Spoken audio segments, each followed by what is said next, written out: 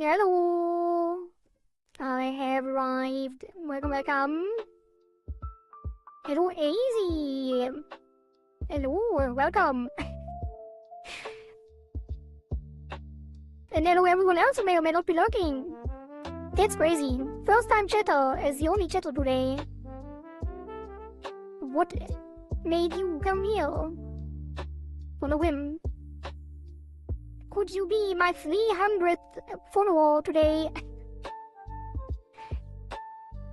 Wait a minute. You're already following, never mind. Yeah. I don't know what to say today. This is my first time chatting. I've been watching you for a while, really. Yeah, I was surprised too. But yes, it was your first time chat indeed. But good to know that we have some more lurkers that I'm not aware of yet. Well, it's nice to meet you. Yeah, I don't know, there's not much to talk about today. And apparently there's not many people here yet, so we might just straight up jump into game dev right off the bat. Also, the music is slightly loud. Let me turn it down a bit.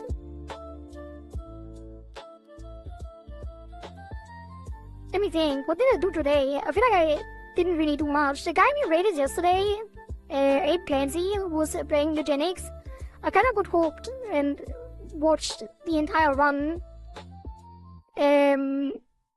So I kind of went to bed really late. At like 2:30 a.m. or something, and then I woke up really late as well. So I didn't do much today that I could be talking about. Have you watching since Steamfest? Oh, I see, I see. Yeah, and also we are now at 299 followers, which is why I got a little bit excited that you might be the 300th one. But that is not the case for now. So, what's the plan for today? I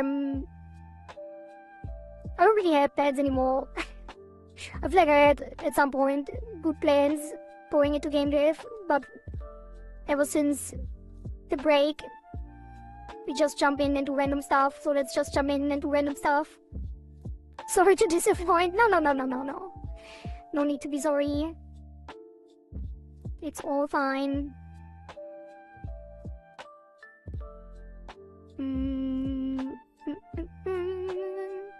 Let me go back to my corner. Oop.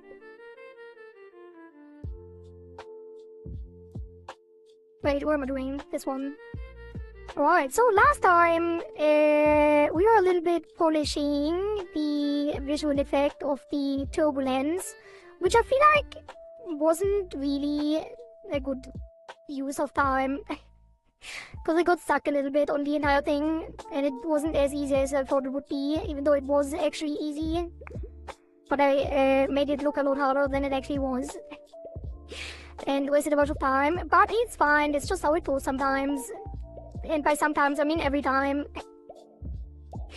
But today, I thought we still have the boss transition to do and integrate the boss into the actual game workflow properly. So I might do some visual effects with the screen breaking away. Find some shade or something. I don't even know how to do that, or if I can do that. But I think we'll figure something out. Because that was the part of the original submission, and then we need to figure out how to actually trigger the different abilities if we want to have them time based, or if we really do it every time we hit him. And then I feel like there should also be some kind of transition between hitting him and him going back into the attack phase. But I'm not sure yet if I do want to change that. Is this thing on? Kairis! Hello, Kairis! How are you doing? Did you arrive well in your new home? Are you actually there? Oh, I'm at my hotel. Damn. Very cool, Karis. Nice to see you. I'm glad you arrived. Hopefully safe and sound. It's past midnight. Oh. Just got family chicken. Really? Wait, is it the Family Mart? Family Mart, like, fried chicken thing? I'm safe and sound, thank you. I'm glad to hear that. Also, hello, Shade. Why are you trying to find me? What does that mean? Wait, what does that mean? Was I searching for you? I'm tired. Is it jet lag? Are you getting jet lag? I never really understood the jet lag thing. I feel like I haven't had jet lag.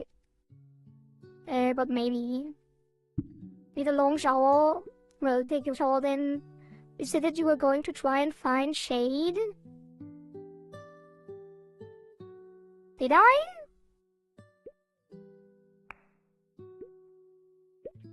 Did I? Good morning, Miss Kohari. Hello, LSS. Good morning to you too. Well, it's evening. Well, it's afternoon. But yes, good morning. I had 25,000 steps today. Really? And how long was your flight? Like, how long have you been? When did you arrive? Like, how long have you already been in the hotel? It took 11 hours. Damn. Now I'm trying to get up so I can get into a shower. You're trying to? Like, good luck. 11:15 a.m. You arrived. And now it's past midnight, so...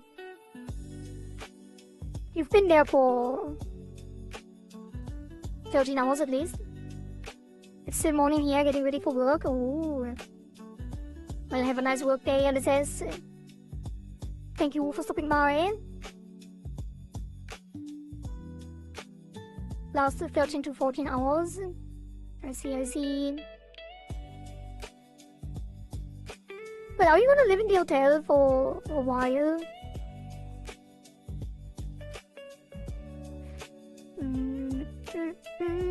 For a week? Alright.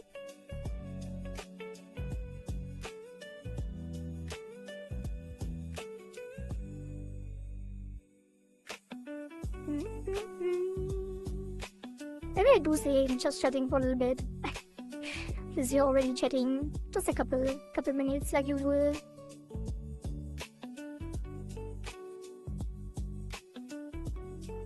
Today I ate my favorite food, curry. Damn, curry and family chicken. I love curry as well.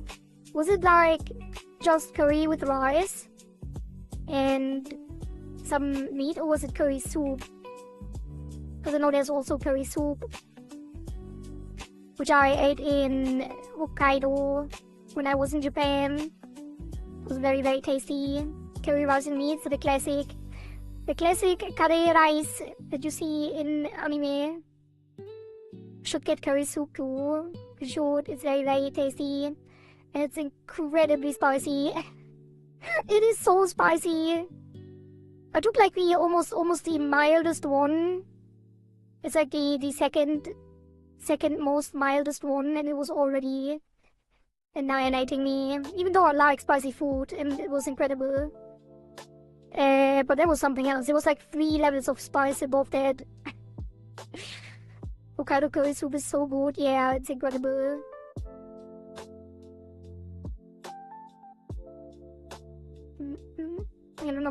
Hi, lizard.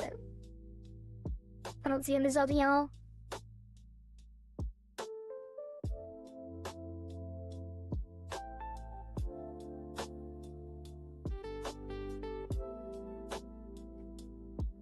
There was a woman next to me. It's been an interesting flight.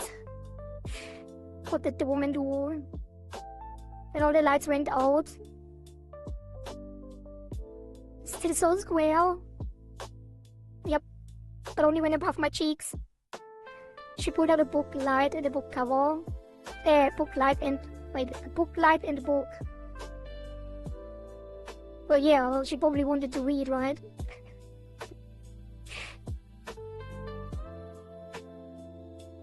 LEDs.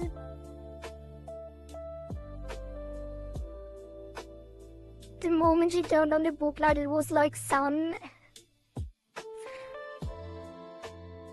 So did you read the book with her? I saw radiance. Blinded by the light, huh? I hope we didn't try to sleep. And instead tried to read the book with her. I was about to click fight. A click fight.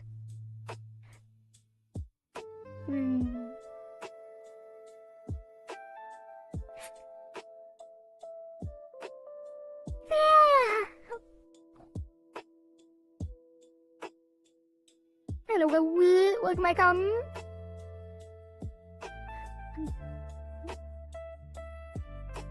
She probably understood and she turned off. Also, he didn't even talk. She just noticed your rage, your aura. Then turned off the light. At least she was accommodating.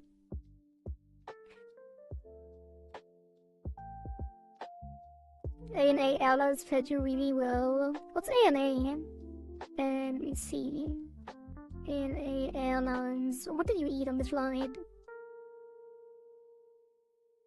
Oh, Nippon Airways. Oh, Japanese. Japanese airline.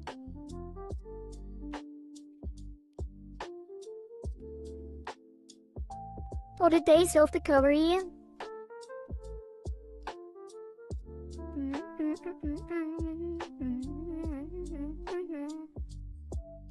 Also, Gaul, are you the same guy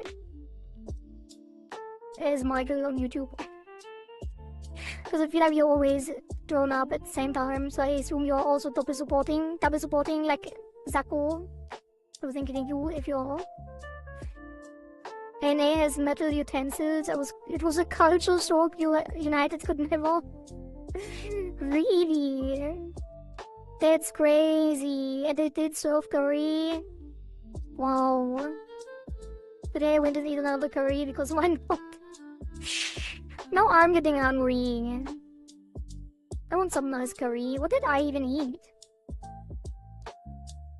Oh, I ate tuna kebab with chicken meat.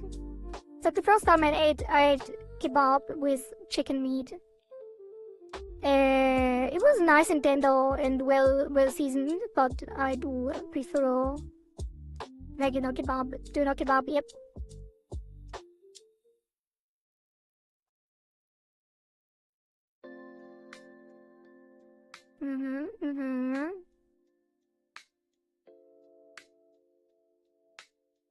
Alright, let's get into it. We can talk while I'm trying to figure things out. Boop.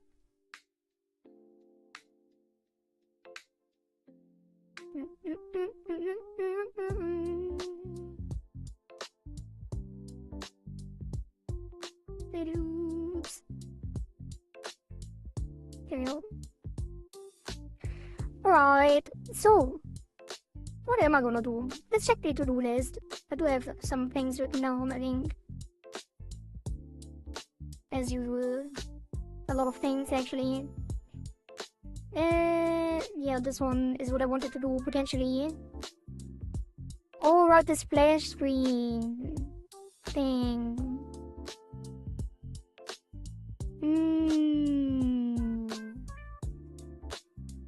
Saw a lot of donor shops today, like so many. Really? Do they ever not?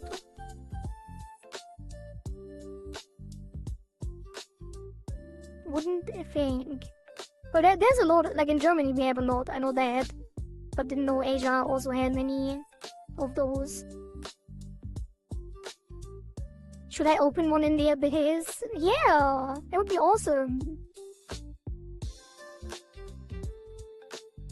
Time Lord's Dino Kebab. Kairos Kebab.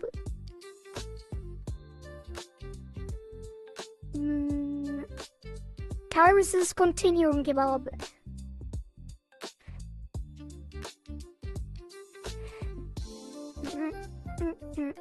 Hotter than the stars forged. I'm not sure about that. I don't know if I want to vaporize my tongue or to what's it called, like disintegrate. I don't want to disintegrate my tongue eating Duno in the abyss.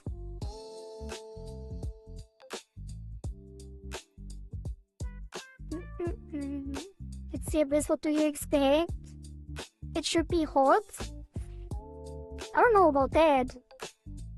The abyss is an underwater realm, so it's not that hot. It's not like we are in hell. It's different.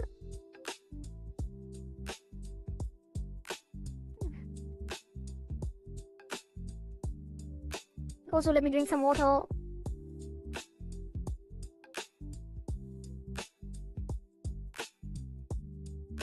Alright, let me get some references again. Off screen this time. I just want to see how like transitions in other games are done.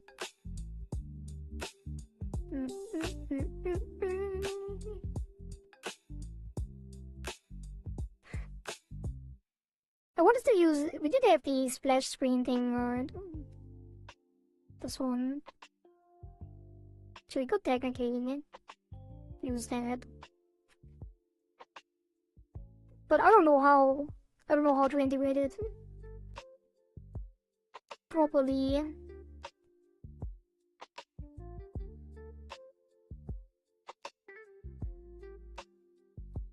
I don't know.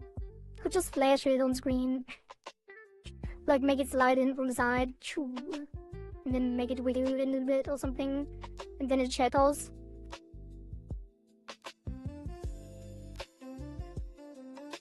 I'll head to the shower, and then if I don't pass out, I'll be back. Alright, Karis, thank you for stopping by, and on your busy day, on your glorious and great new start into a new home and adventure. I wish you all the best and a good shower and some good night's rest. And now I'm blue.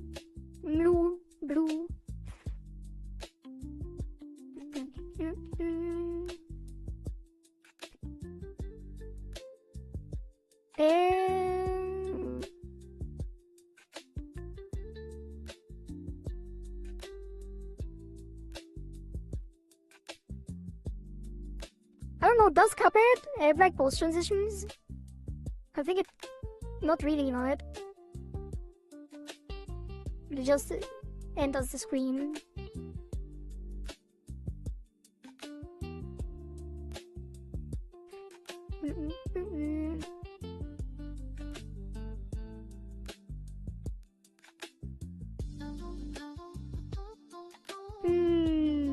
Yeah, I don't think they do stuff like that anymore these days.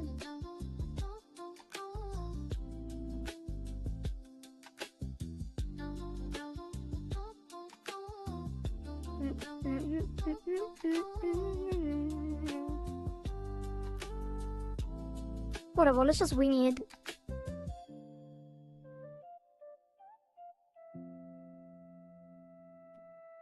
Okay, so... think. Kohari, think. Let's just look up like a screenshot of those because it's probably easier to grasp. I don't know if something like that exists. Broken glass shadow.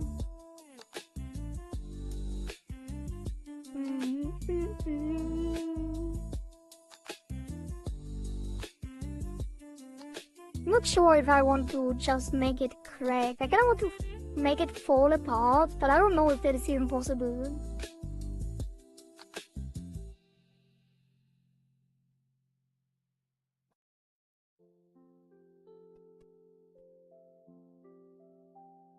Might have to watch a tutorial or something.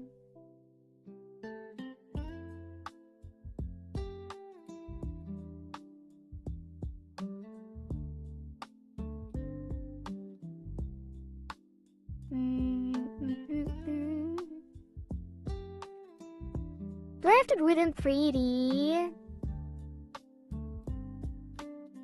I don't know how it will work in 2D. It doesn't sound like something you can do in 2D, does it?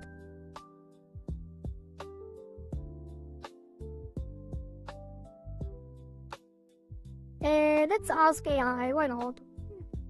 Is there a way to do a screen shatter falling apart effect in Godot?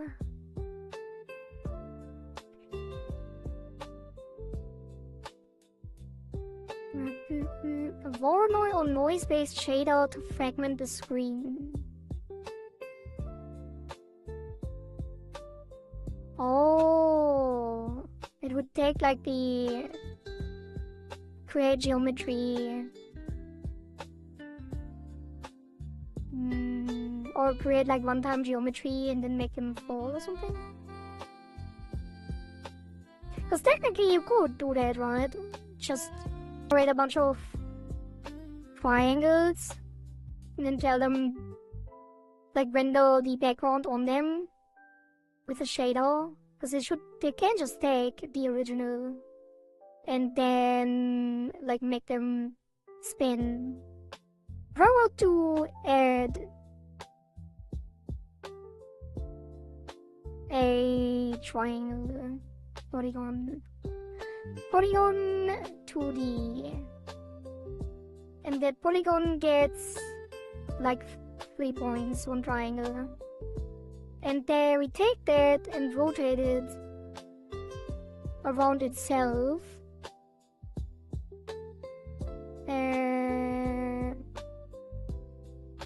I can't do that. Can I not rotate it around a different axis?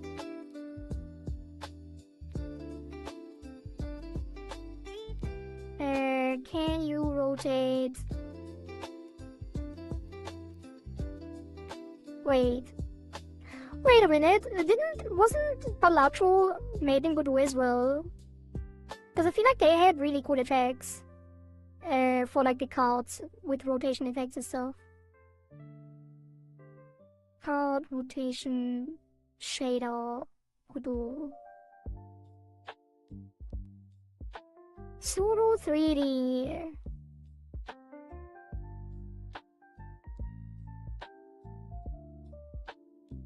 But it's not actually rotating. It's just slightly giving the 3D effect. Oh. Regional pseudo 3D. Maybe I should put this on the main screen 1 second.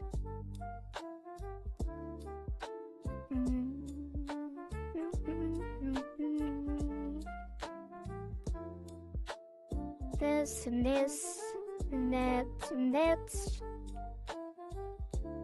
And then this and then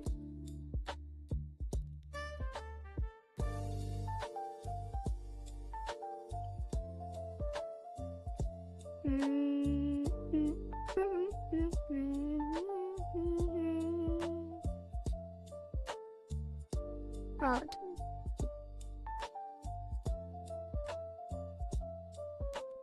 We have this.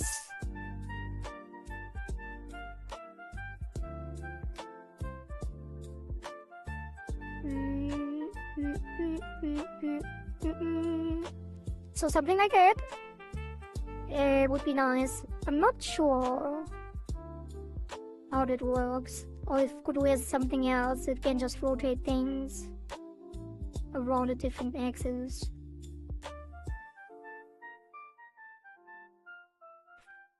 And let's see.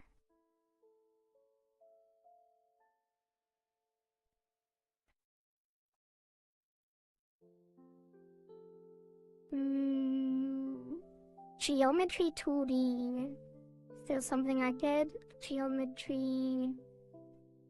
I don't think so.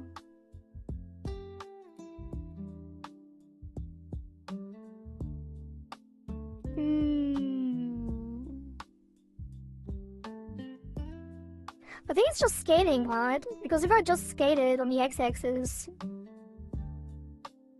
Yeah... that would do the trick. Kind of. I need to be careful that I only go from -1 to 1. But that is technically rotating, right? And think about it.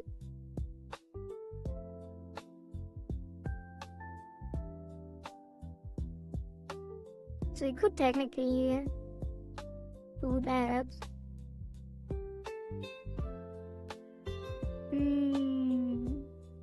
So you would fragment the screen into like random shapes and then make them rotate.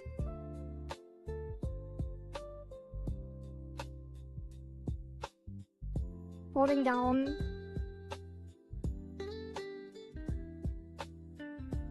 Kind of.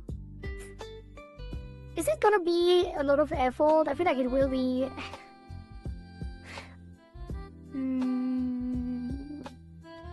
How pre-animated?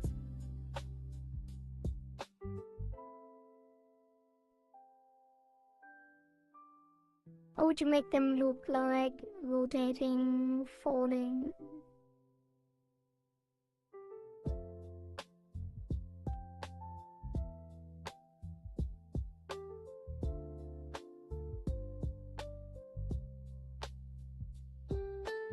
Physics? I don't think so. Okay, let's see. Worn or fractal? Let's say fractal geometry 2D go. There's actually an add-on folder. Interesting.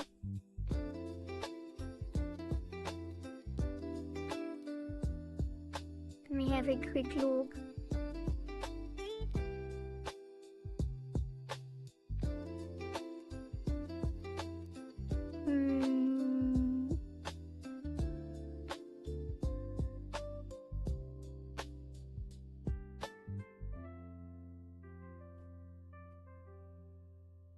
Dynamically fracture 2D shades. Fracture 2D polygon library.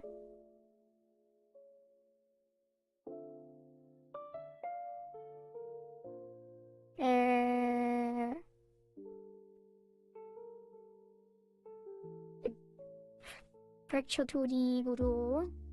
Hello alien, welcome.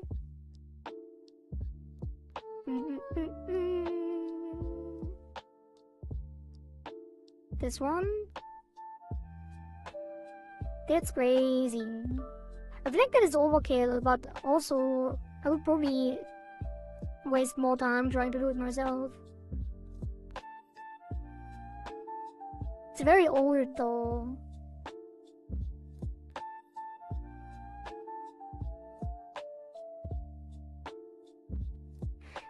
Screen shadow effects.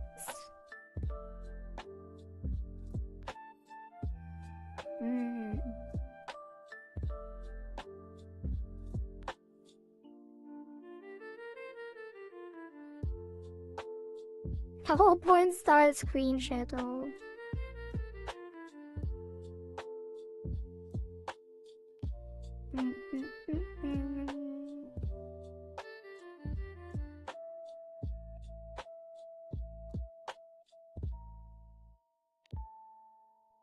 A quick look what they are doing here.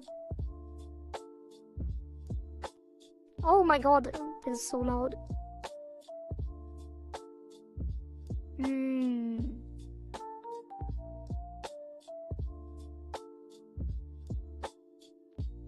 This is a 2D perspective shader would also be possible.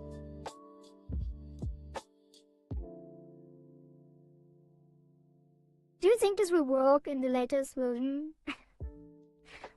assume so. Damn, that's so cool. But I feel like there should be something more simple. Calculate random triangles inside a polygon. Delaunay fracture convex. Delaunay fracture rectangle.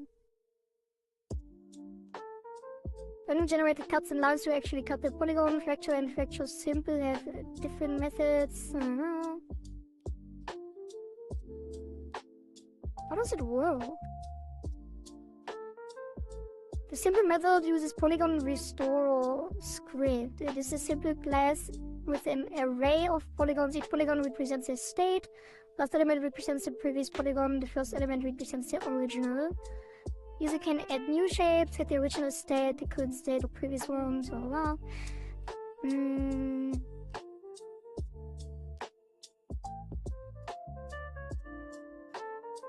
Godot 3 destructible objects. What's that? Oh. Take the sprite, divides it into blocks, and makes them explode. Sprites must be squares or rectangles. Structural objects must follow this structure and must be its own scene file.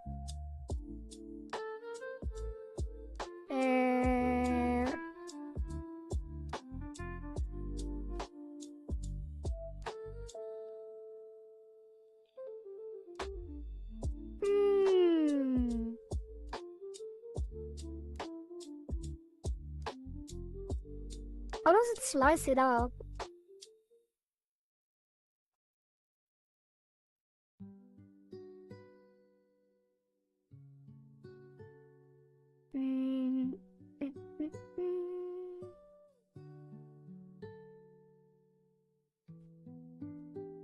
I guess it would be fairly simple. I still don't know how the shader works though. If you slice on the texture, how do you make sure that all the parts have the original position of the texture?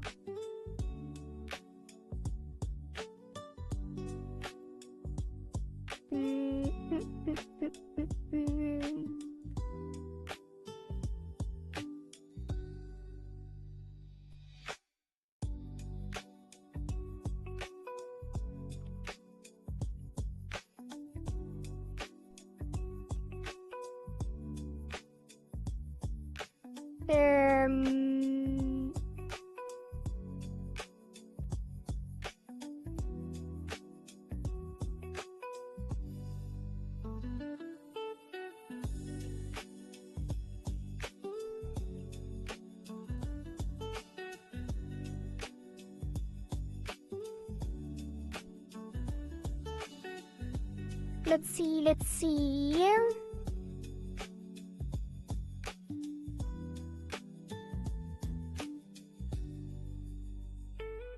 just want to get the core concept behind it, so I'm gonna ask AI again.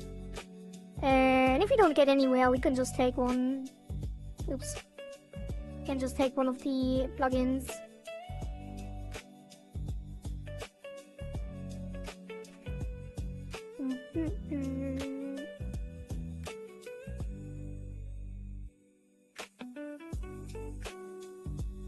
Oh wow, it's writing quite a lot of code.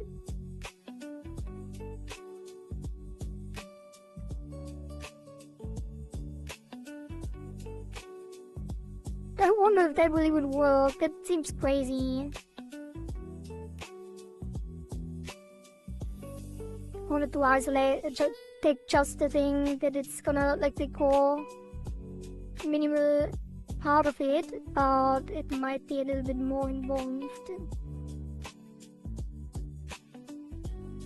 I'm gonna test it in a new scene though. I wonder how good it is just right off the bat.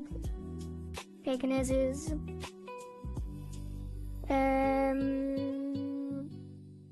Put a script. Scripts. Let's say core. And then screen shadow. VFX.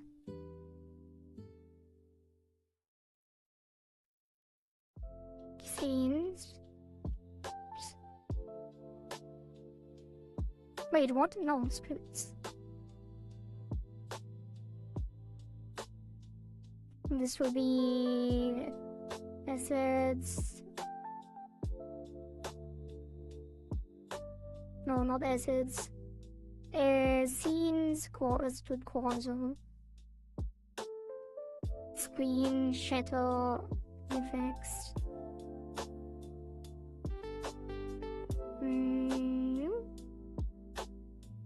And then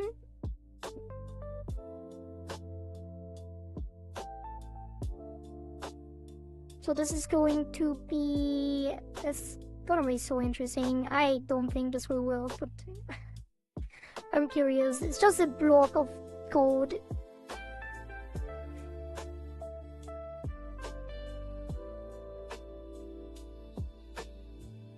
Then it needs a child sprite.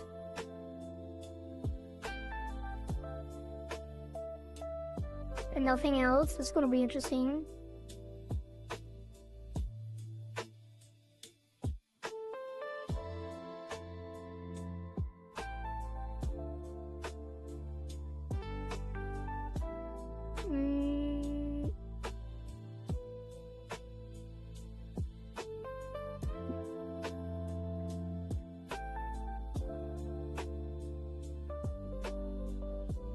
Do I need a camera or something? Maybe I should put it into the main screen. Just to see if it will work like that. Instead of an isolated scene. Where is the game? Oh. Close this, close this, close this, close this. And remove that.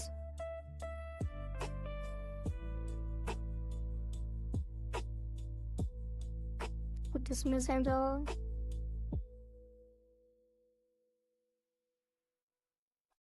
Let's just see what happens. Probably nothing. Probably not much. Yeah, nothing. It's just gone.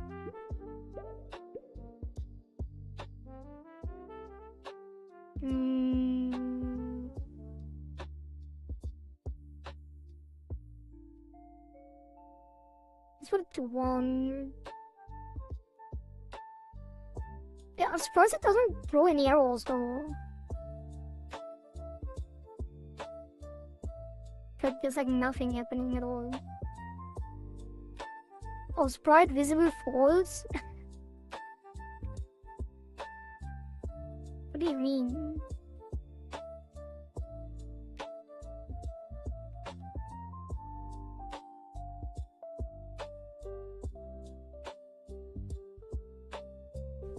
Create shards.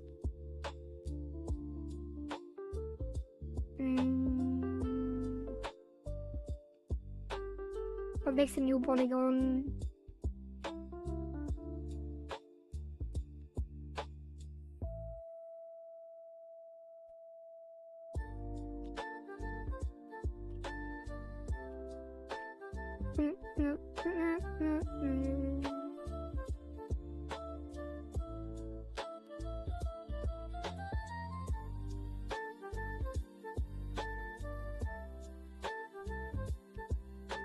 I think I shouldn't ask around this because it's gonna try to make something from scratch instead of taking established methods to do this, but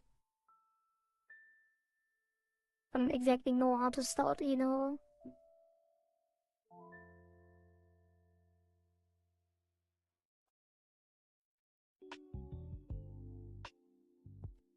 But don't hide the sprite at least. No flashy or welcome. Yeah, it puts them all to visit. Deactivate when off screen or fully faded. Oh.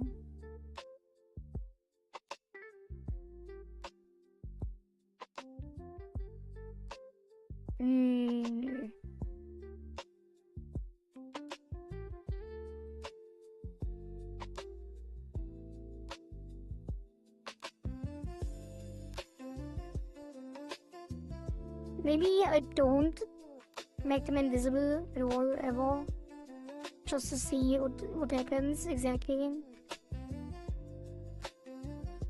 Show everything.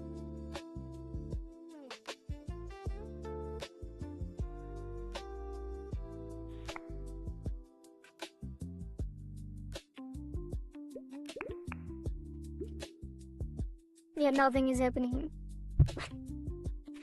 Nothing is happening. And we also don't get any errors or any looks at all. Like, apparently all of this is working without issues, but nothing happens, and I don't know why. Don't know what it's doing at all.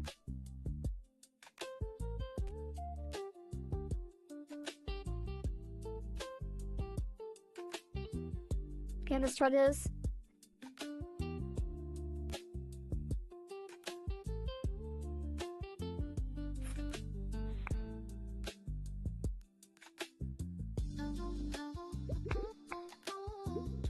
Nope.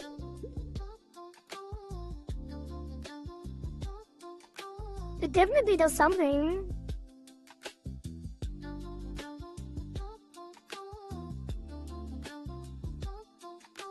Or maybe it's because it's actually not covering the entire screen and it only works on an isolated area. Let's try something that actually would show everything.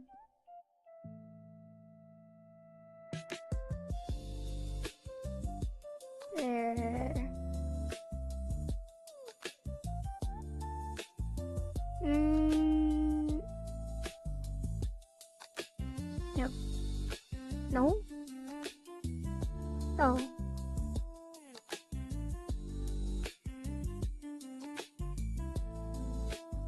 Make the sprite bigger.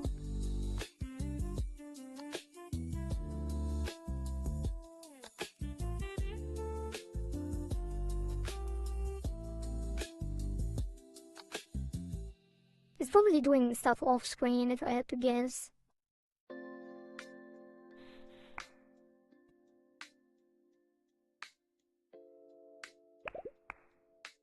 Oh, it is doing something. What the hell?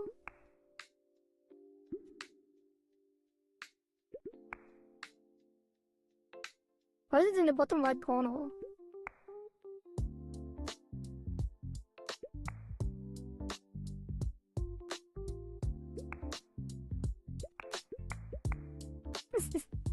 Why are they all just blue?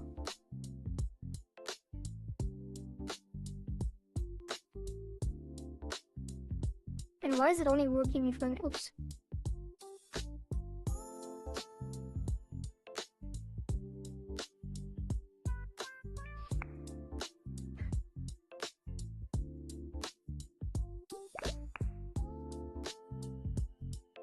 That's so weird.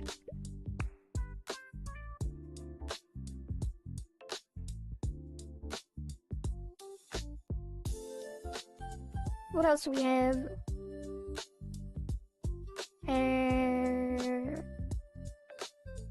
Let's use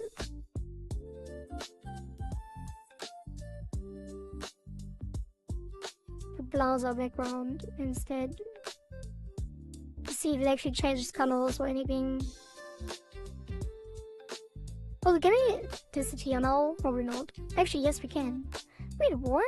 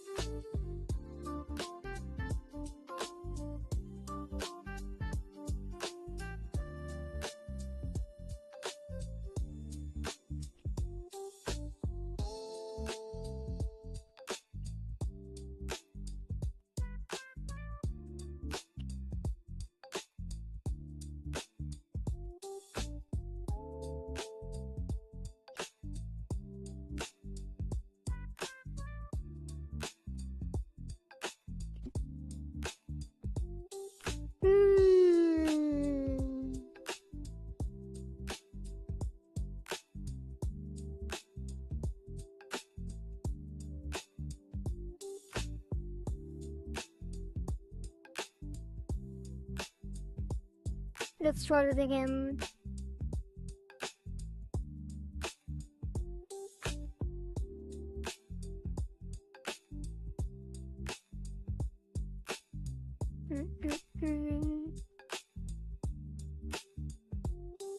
It keeps suggesting like Voronoi, which makes sense because it's a nice way to do, like, split things apart.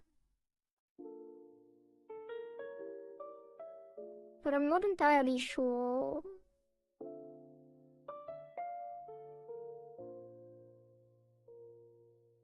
Oh, it's in. Wait, what? Is it like an editor tool?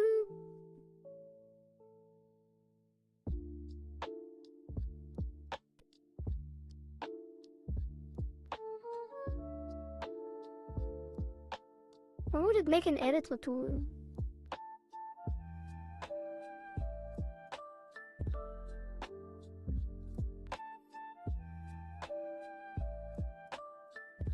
Okay, scene wood, detach, and then a sprite, and then the shadow. Oh no, it came in here. Okay, let's try it again. Shadow, the bell, and then new script.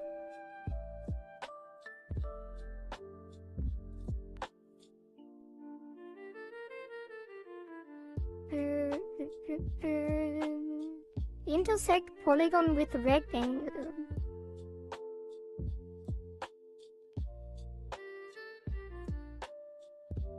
Probably polygon with polygon, not. Oh, polyline. Intersect polygons. Intersect. Polygon A, polygon B. Okay. So it should actually exist. Like this. What is bounds? Rectangle. Okay. Is rectangle a polygon as well? Might be.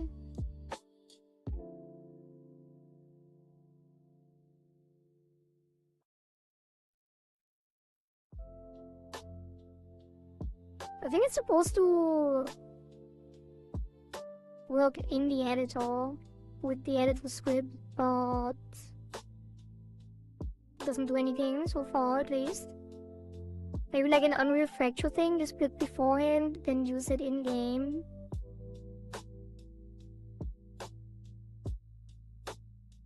I guess, yeah, I guess I could just cut it up into small sprites and then assemble them manually and put them apart. Like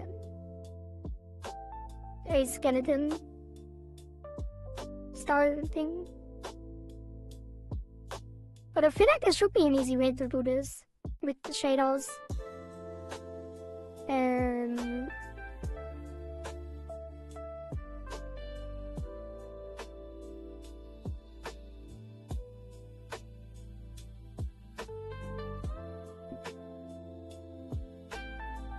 Basically how Unreal did it, you fracture the mesh in editor and use it in game when you need it.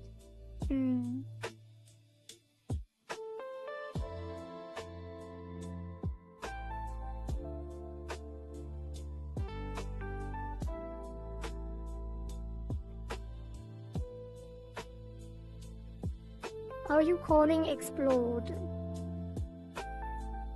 Oh, am I supposed to call it?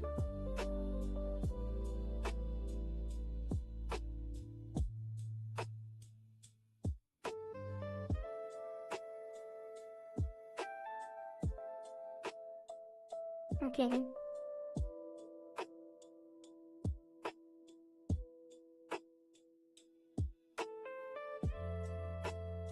Now we have an O. Can I convert argument 2 from rect to packed vector array?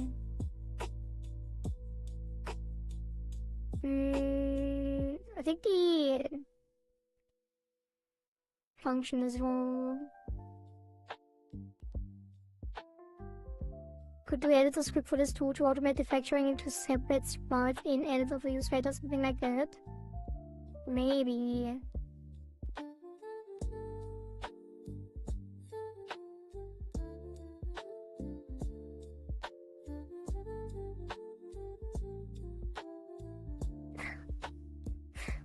I love how the AI is writing the entire code new because one function doesn't exist.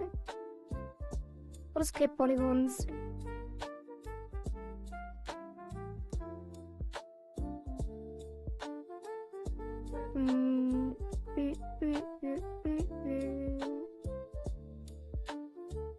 Let's try it again with the other thing then.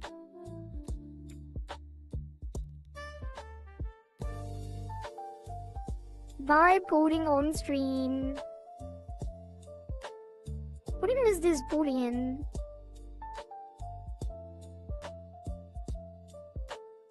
What does it do?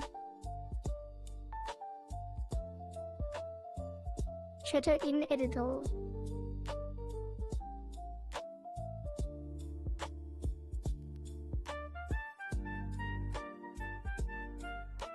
Okay. Explode. Oh? It's actually doing something. Something that looks like it would actually do something that is exactly what I need, but not really. But kind of.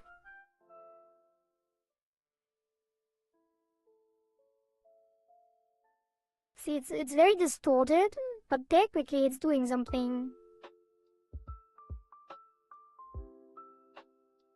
Why is this so weird? Like what?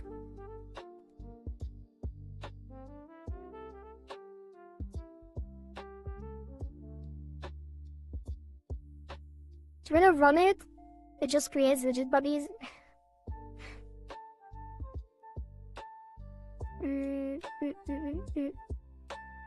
Do you want to adjust the function? Let me rewrite the architecture for your project.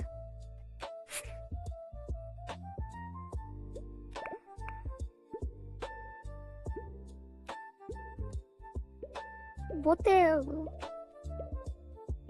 There's definitely something weird going on, but the general idea, I think, is at least one way to do it. So it is going with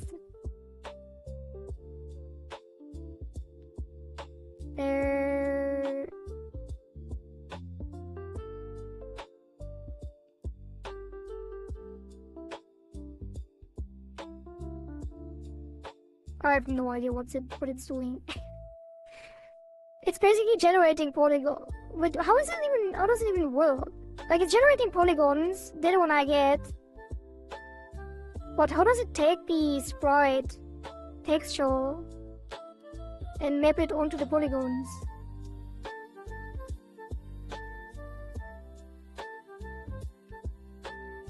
Fragments.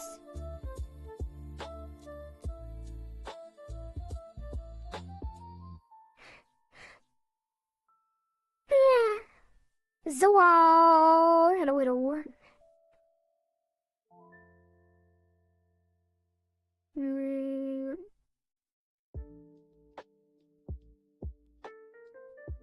This is your game.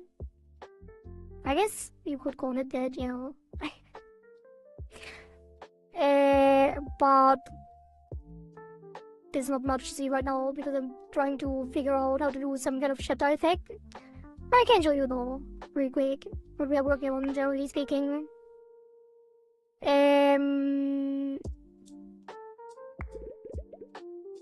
So basically, the game is called This Is a Game Yet, and it is a game where the players decide everything about the game. So we started with just a button, and then everything that was added was submitted by someone that played the game through a leaderboard.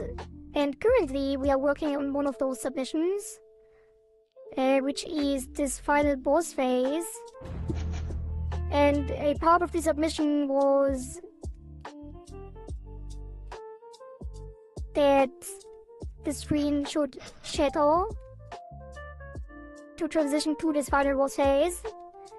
And I'm trying to figure out how to make a screen shatter effect into the art. The art was generated with AI, I think it was Flux 1 back then. So most of, if not all of the art, well, most of the art, not all of it, but almost all of it was AI generated.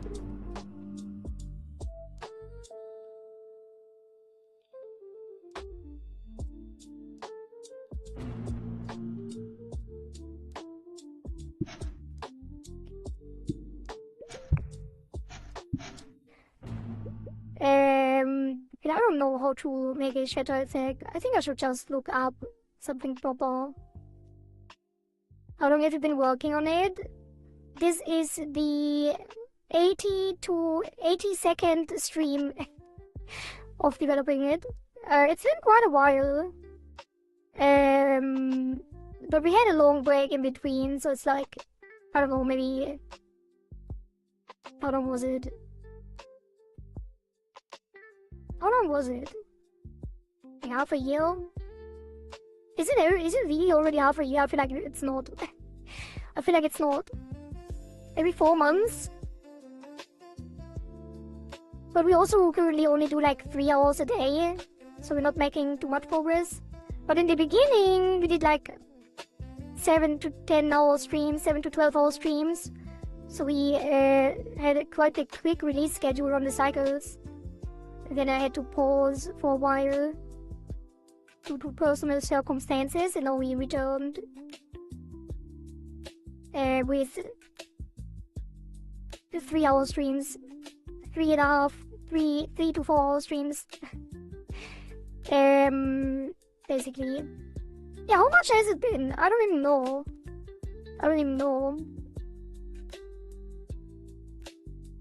Probably if it's been 82 streams and on average it's like 5 hours. So we had like, no, probably not.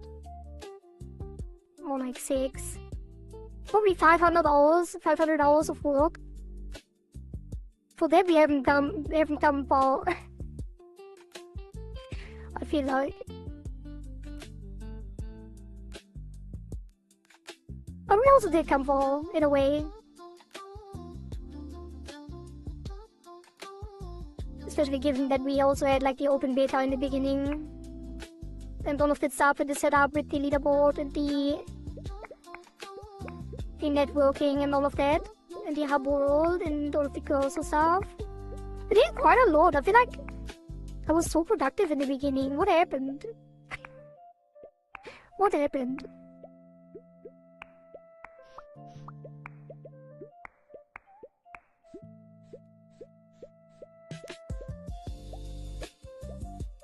Hello, Luna. Welcome. How are you? I'm doing great. Thank you. How are you? Let's actually get into it properly. Let's get something that actually works. Also, there's an ad coming up, so sorry if you don't have protection. You will have to return in 3 minutes time. At Evan too. Yeah, I think you've been here before, but I haven't seen your stuff. Do you also stream?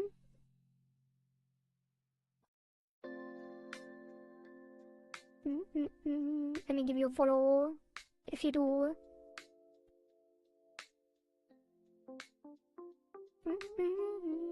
Oh, wait. I think you don't stream in English, so maybe I can't watch. What kind of game are you making? Also, there's an ad coming up, sorry. I will be right back. And then we can talk about it.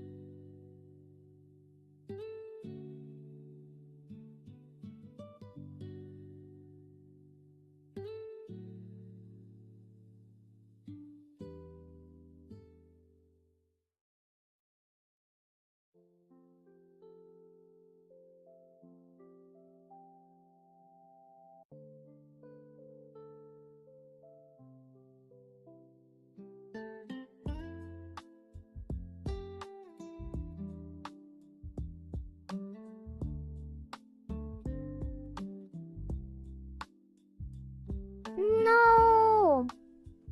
Click the wrong thing. Oh, and I'm back. Welcome back, chat.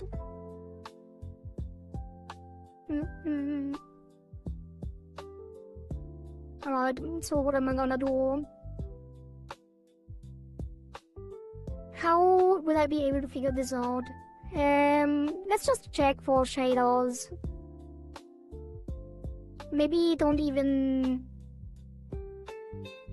animate it much. Well, I guess the idea was not bad.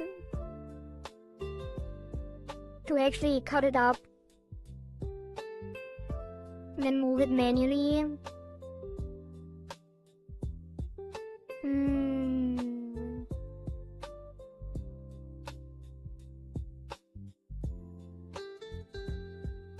I'm thinking how I would want to do that though.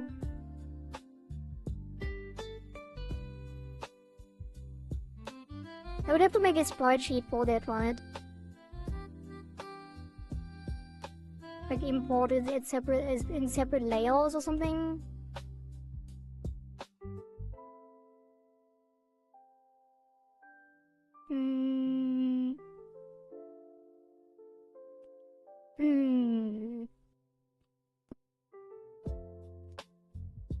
Hey, where's... Oh, what's happening here? I think my browser hang this up. No. Dude. Okay. What do we have? screen, shader, animation, shader, blue. Let's just see what other people do. I actually haven't done any audio routing for videos yet, so I'm gonna just skip through it a little bit to even see if that is the correct thing that I'm looking for. And I think it is not.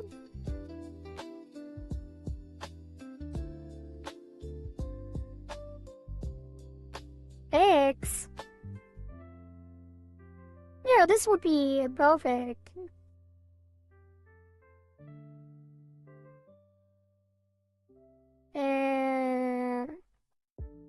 Destructible more.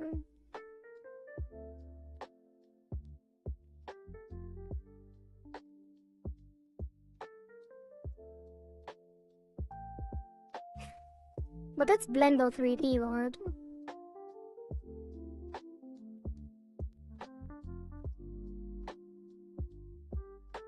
It looks so weird. Is this 3D?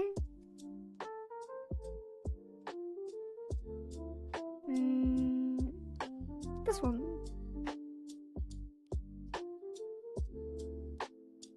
Can I rotate through? Probably. 1 second. So that is the tutorial explore 2D polygons in Godot 3 with Delaunay triangulation. I think that's exactly what we need. By Bramwell. Let's just watch it. And see if I can hook it up.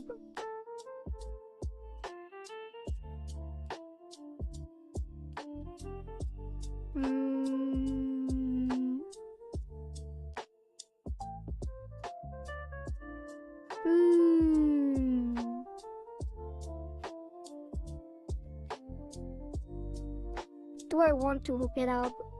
I guess I do. Let's put it here for now.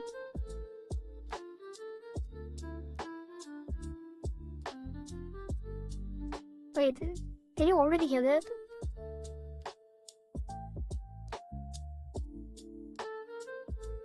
No.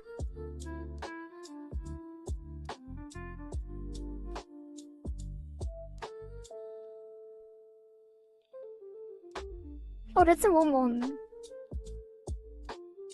Hey, I should probably put that... Wait, what was that? No! Oh. No! I disconnected everything, and I can't revert it.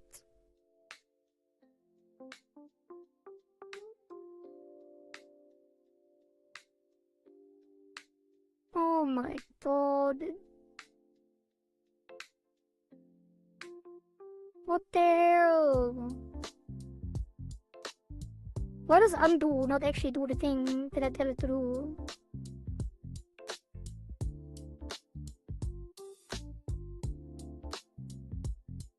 Okay, is it this? To create a polygon, you can use the tools at the top to actually click. You should be able to hear it now, right? And we're going to draw a square that's 128 wide and 128 deep. We're going to attach a camera 2D that is centered on our sprite so that when we run things later on, everything is centered. We're going to attach a script to our polygon 2D, and we're going to create a function called explode. This explode function is going to grab the polygon we have and save it as a local variable we're going to call points. We want to save it locally because we're going to edit this value later on. Then I'm going to look up the documentation for Triangulate Delaunay 2D. This is in the geometry class, and it allows you to take a series, it allows you to take a pool vector 2 array, or that polygon we've got earlier, and find all the largest triangles that satisfy those points. So I'm going to go into a bit more detail on that now, but we get some values coming out of it, you can see in the log at the bottom.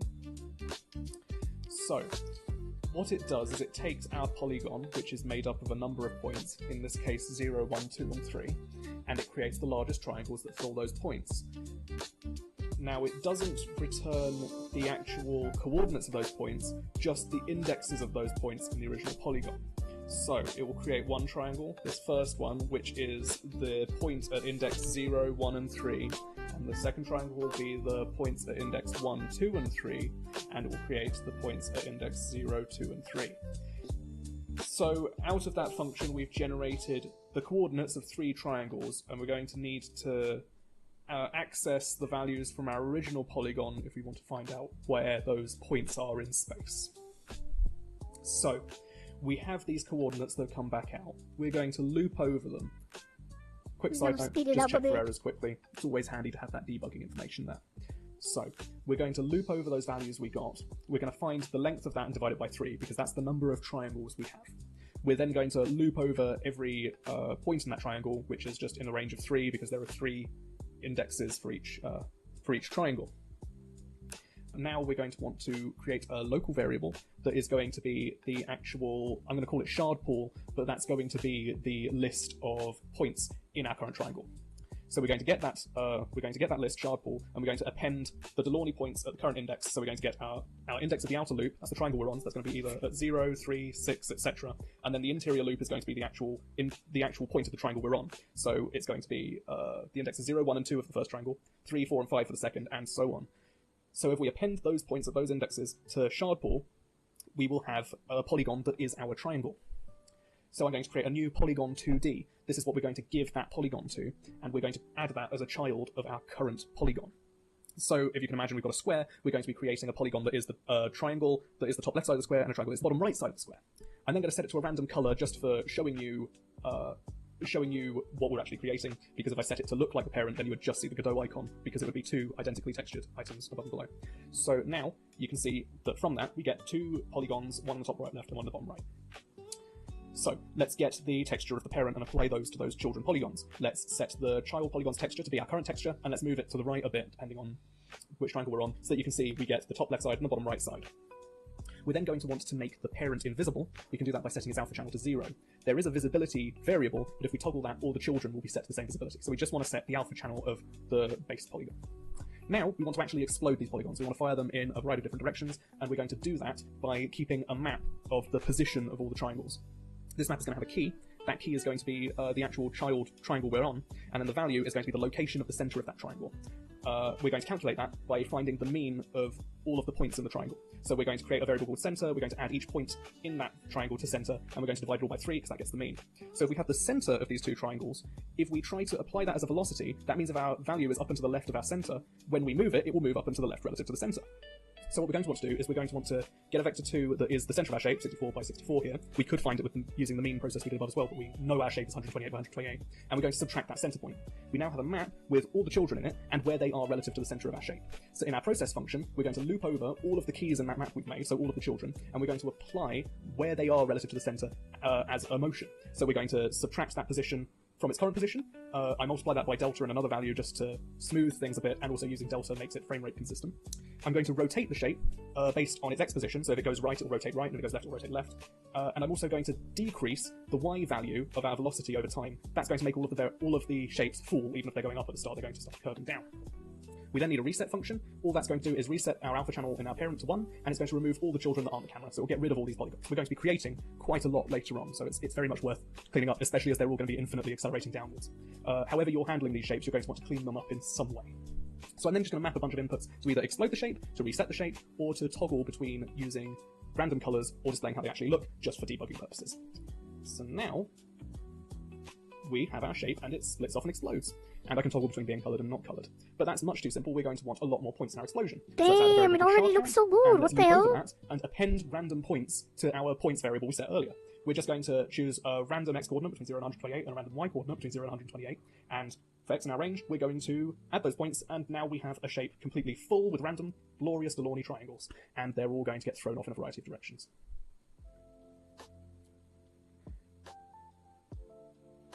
And that's it. That's how you use Delaunay triangulation to get sub-triangles of a polygon.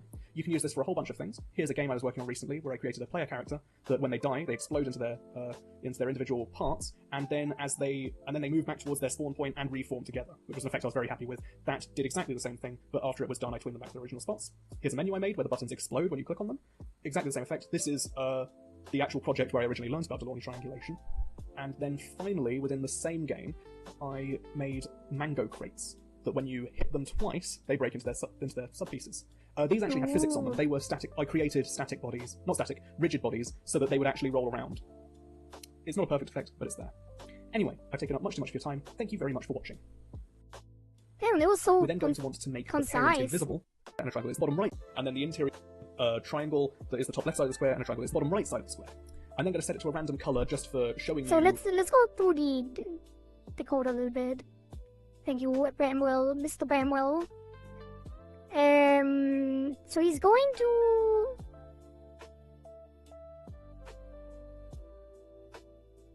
I didn't really pay that much attention, but he's basically using this triangulation, the only thing, then creates a bunch of shards.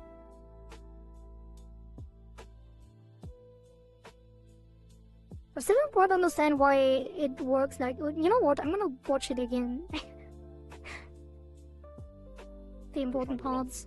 Let's get the texture of the parent and apply those to those children polygons. Let's set the child polygon's texture to the current texture, and let's move it to the right a bit, depending on which triangle we're on, so that you can see we get the top left side and the bottom right side. We're then going to want to make the parent invisible. We can do that by setting its top left side and the bottom right side. And let's move it to the right.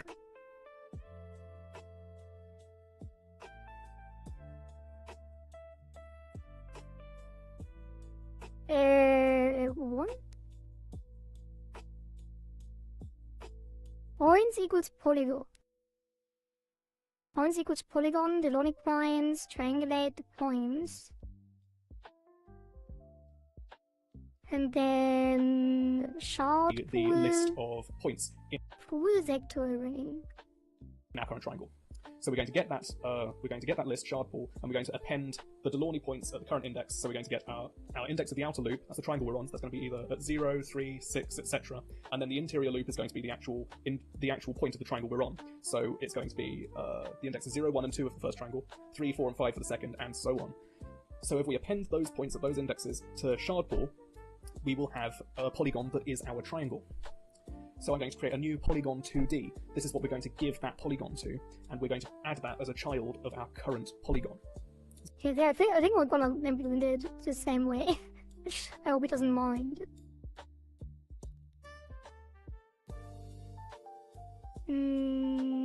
So all he does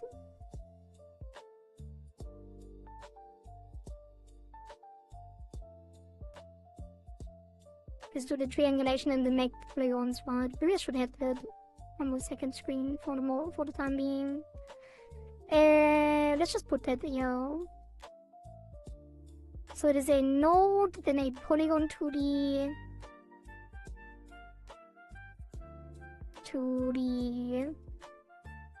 and then camera.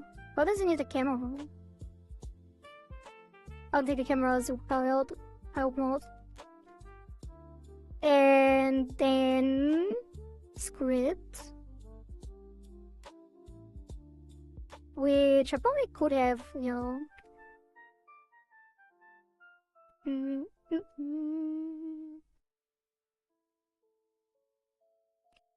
Extends. Well, maybe I should make this the root, because I don't think it uses the parent.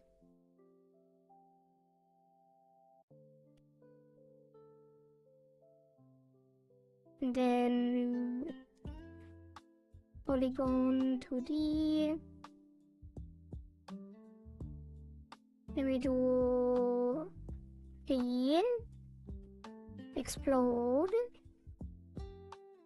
And then explode is gonna be the thing. Points equals polygon. Which I'm not sure where he's getting the polygon from. It should just be... Maybe it changed because he's using root 3. Because I'm pretty sure... Well, we don't really have a points whatever we're doing. I think it's polygons. No, polygon. Never mind. There it is. And then... Delaunay... Points equals geometry. Triangulate Delaunay. points. Is he using the points? Probably later. The range of the list of And the Delaunay points at the current index. So we're going to get our index of the outer loop. That's the triangle we're on. So that's going to be either at 0, 3, 6, etc. And then the interior loop is going to be the actual that's going to be either at 0. And then he loops over them. Wait. It is sharp wool. Wool vector array. Oh. Packed. Is it packed? It's just pool vector array. I'm not sure if that is a packed vector array. Because pool doesn't exist. So I hope it is a packed vector array now.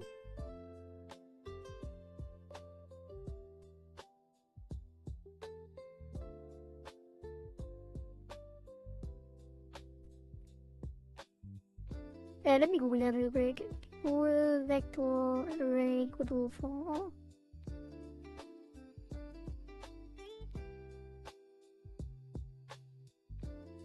It is now packed. Okay. And then shard 4i in Delaunay. Point size.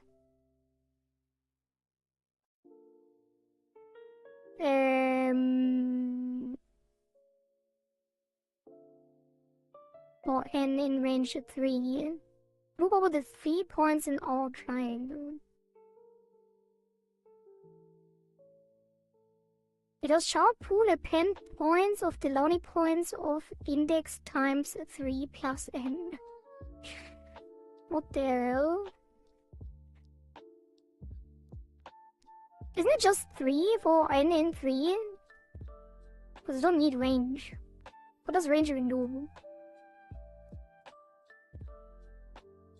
Array with a given range. Yeah, it should be the same. And then shard pool append points Delaunay index times 3, which is I times 3 plus n.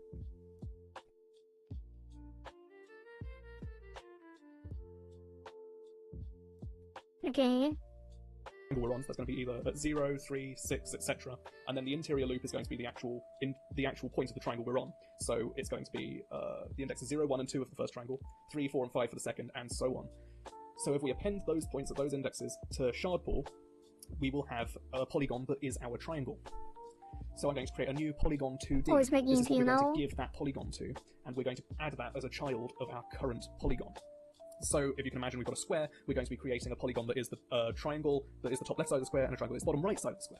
I'm then going to set it to a random color just for showing you what we're actually creating, because if I set it to look like the parent, then you would just see the Godot icon, because it would be 2 identically textured items above and below. So now you can see that from that we get 2 polygons, one on the top right left and one on the bottom right. So let's get the texture of the parent and apply those to those children polygons. Let's set the child polygon's texture to be our current texture, and let's move it to the right a bit, depending on which triangle we're on, so that you can see we get the top left side and the bottom right side. We're then going to want to make the parent invisible. We can do that by setting its alpha channel to 0. There is a visibility variable, but if we toggle that, all the children will be set to the same visibility. So we just want to set the alpha channel of the base polygon.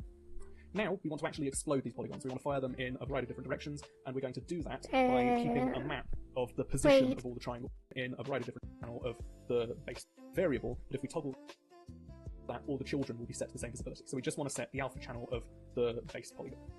Now, we want to actually explode these polygons. The alpha channel of the base polygon. Or is it self-modulate? Or is it actually color alpha? Because that's kind of weird.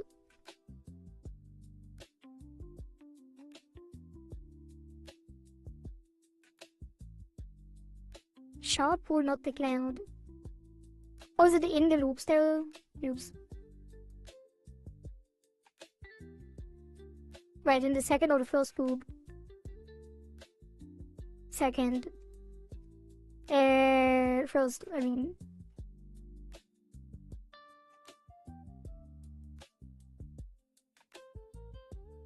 Right, the size divided by 3?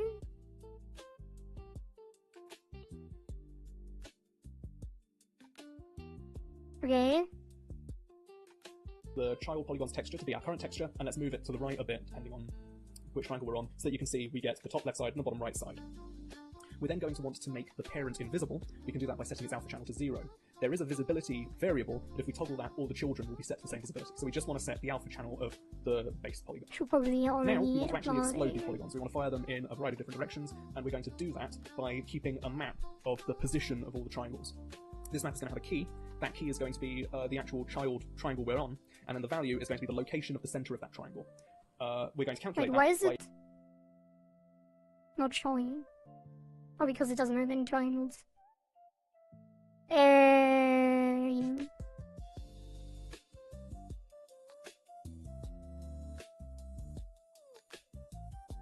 I have no idea if it's already working or not. All of the points in the triangle. So we're going to create a variable called center, we're going to add each point in that triangle to center, and we're going to divide it all by 3 because that gets the mean. So we have the center of these two triangles. If we try to apply that as a velocity, that means if our value is up and to the left of our center, when we move it, it will move up and to the left relative to the center. So what we're going to want to do is we're going to want to get a vector 2 that is the center of our shape.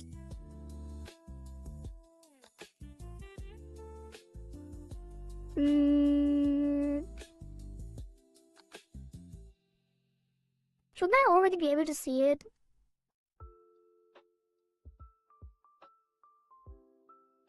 I feel like I should.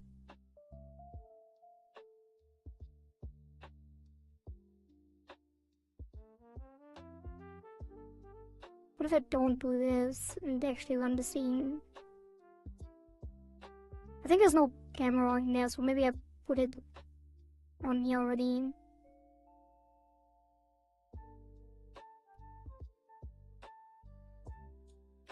And also, how is he doing it? That it's already. Oh, he puts a camera on it again.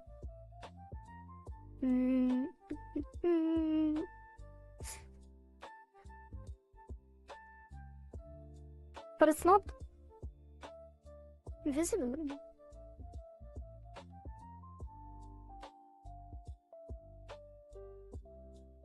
Why can't I make another not 3D thing? Okay, but that is the parent.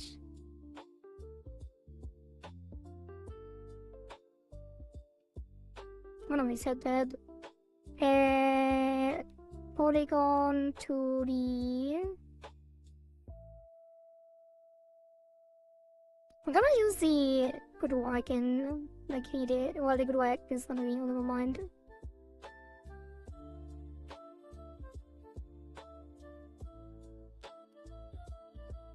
Why would it not be visible when I put the Meganum texture on this? I don't understand.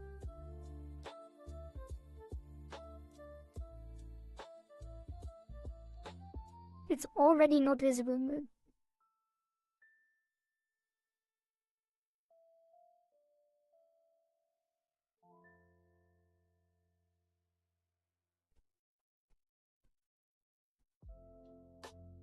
Completely was.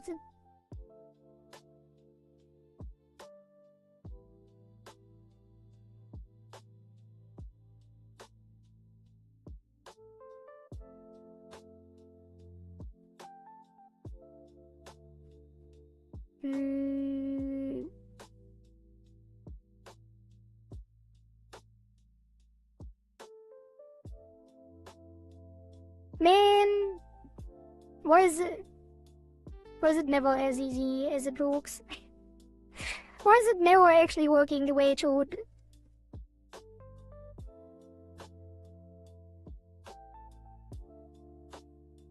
It could be so simple.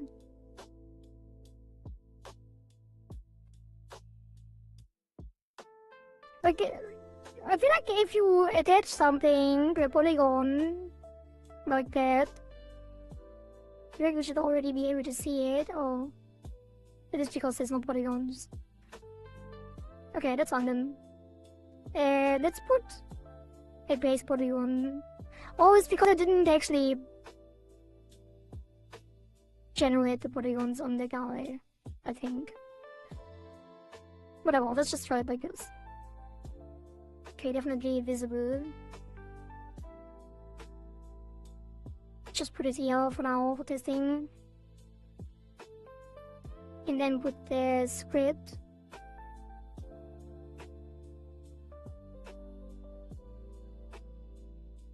Which is now not doing anything as it should.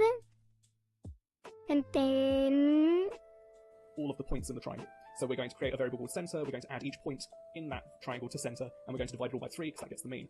So if we have the center of these two triangles, if we try to apply that as a velocity, that means if our value is up and to the left of our center, when we move it, it will move up and to the left relative to the center. So what we're going to want to do is we're going to want to get a vector 2 that is the center of our shape, 64 by 64 here. We could find it with using the mean process we did above as well, but we know our shape is 128 by 128, and we're going to subtract that center point. We now have a map with all the children in it and where they are relative to the center of our shape. So in our process function, we're going to loop over all of the keys in that map we've made, so all of the children, and we're going to apply where they are relative to the center as a motion. So we're going to subtract that position from its current position. I multiply that by delta and another value just to smooth things a bit, and also using delta makes it frame rate consistent. I'm going to rotate the shape based on its x position, so if it goes right, it'll rotate right, and if it goes left, it'll rotate left. And I'm also going to decrease the y value of our velocity over time. That's going to make all of the shapes fall, even if they're going up at the start, they're going to start curving down. We then need a reset function. All that's going to do is reset our alpha channel in our parent to 1, and it's going to remove all the children that aren't the camera, so it'll get rid of all these polygons. We're going to be creating quite a lot later on, so it's very much worth cleaning up, especially as they're all going to be infinitely accelerating downwards. However you're handling these shapes, you're going to want to clean them up in some way. So I'm then just going to map a bunch of inputs to either explode the shape, to reset the shape, or to toggle between using random colors or displaying how they actually look, just for debugging purposes. Okay, let's go back a little bit. Why is it all that's going to do is reset our output if they're going like every time? That is so crazy. Literally every time I skip like left or right, it reconnects to my headphones and then reconnects to the stream instead of just staying connected. That's crazy. I don't know why Pipewire works that way on CacheOS with QPW Drive or whatever, but that is incredible. I hate it. I hate it with a passion. That is actually infuriating. That is so insane. Like, the video is literally still playing. I jump and it reconnects to my headphones and then reconnects to the stream input thing capture. Why? It's the same thing. It's the same source. Why would it reconnect? Now, children. Why would it even disconnect? Because I'm jumping.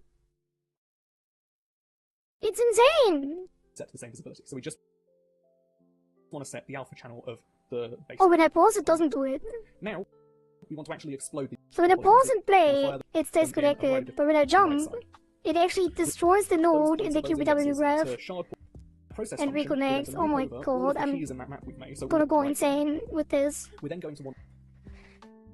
Oh my god, that is definitely the most insane part from jumping over to Linux with CacheOS. Like, that drives me insane.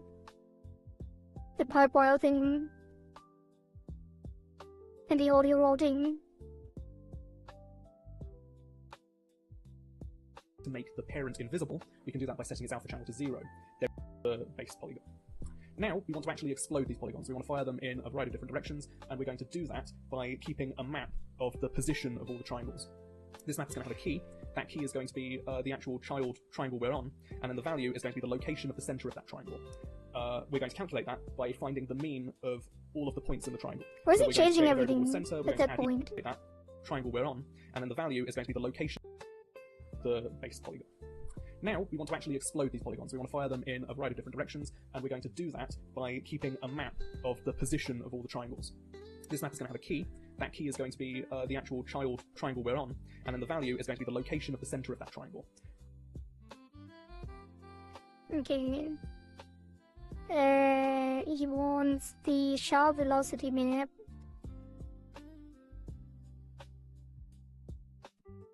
For sharp velocities, which is a dictionary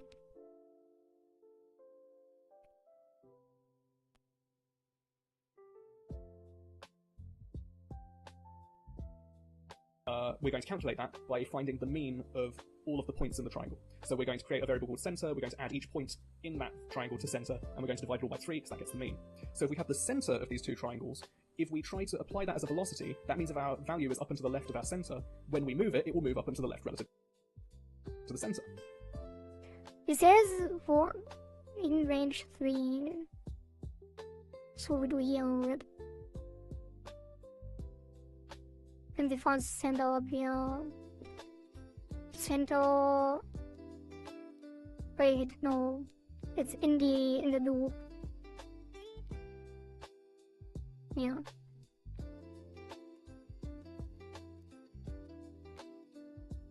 And then center equals house equals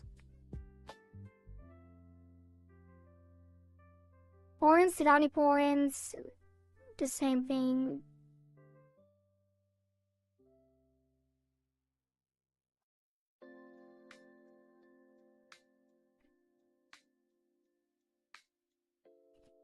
Mostly not shard.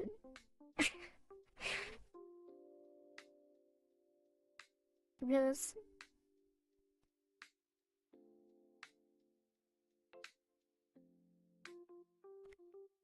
It is the same, right? The landing points, index times 3 plus n.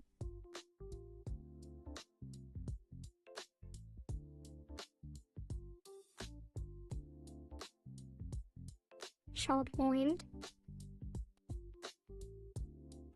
So what we're going to want to do is we're going to want to get a vector 2 that is the center of our shape, 64 by 64 here. We could find it using the mean process we did above as well, but we know our shape is 128 by 128, and we're going to subtract that center point. We now have sharp velocities vector 64 64 minus center. Map with Say what? Want to get a vector 2 that is the center of our shape, 64 by 64 here. We could find it using the mean process we did above as well, but we know our 2 that is the center of our shape, 64 by 64 here. We could find it using the mean process we did above as well, but we know our shape is 128 by 128, and It takes the center point of the entire thing. Isn't that just the sprite width divided by 2 and the sprite height divided by 2? For the texture. So it would be... Wait, no, but that's...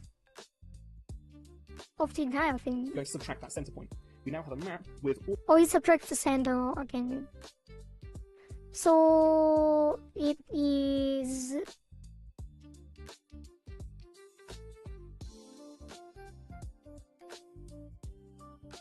Why am I setting the texture at a completely different position? Sharp pool, polygon, sharp pool, texture. Color at the end. And then...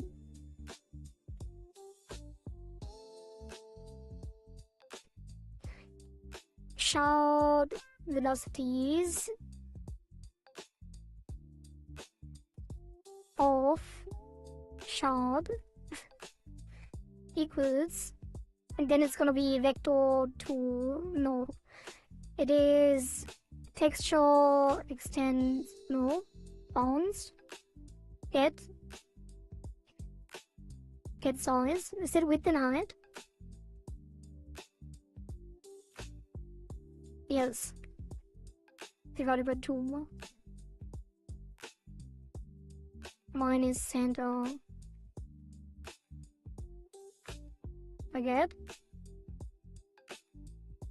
Let's do 0.5 times texture get size. I don't like dividing by 2.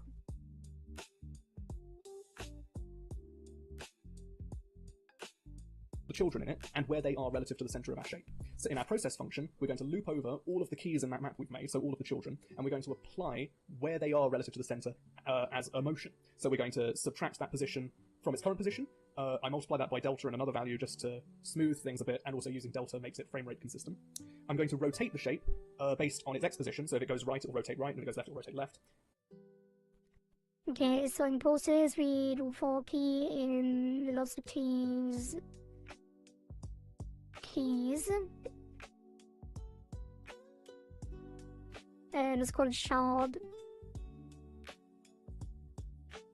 Child position equals minus equals velocities of child times delta times magic number. Child velocity. Wait, what just happened? What? What is it jumping?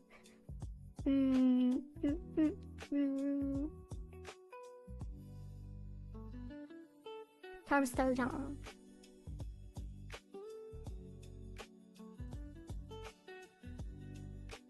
And then child rotation 0.1. And I'm also going to decrease the y value of our velocity over time. That's going to make all of the shapes fall, even if they're going up at the start, they're going to start curving down. We then need a reset function. All that's going to do is reset our alpha channel in our parent to 1, and it's going to remove all the children that aren't the camera, so it'll get rid of all these polygons. We're going to be creating quite a lot later on, so it's very much worth cleaning up, especially as they're all going to be infinitely accelerated downwards. However you're handling these shapes, you're going to want to clean them up in some way. So I'm then just going to map a bunch of inputs to either explode the shape, to reset the shape, or to toggle between using random colours or displaying how they actually look, just for debugging purposes. So now, we have our... Or the y value drags it down.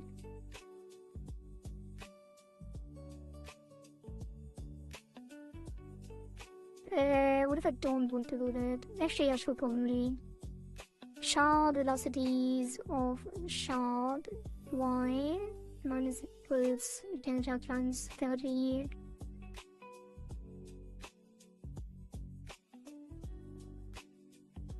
And here, child point. Okay, and then on ready explode.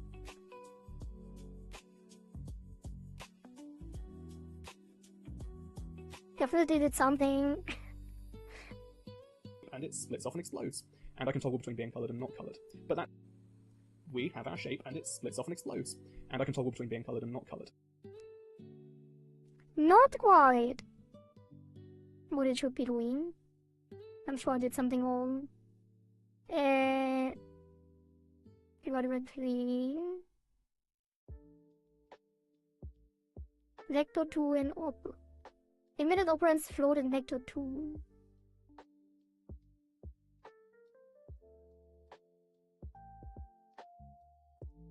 Okay. Oh, X value, okay. Like that. Hey, it's doing stuff. Kinda. That is a very extreme rotation.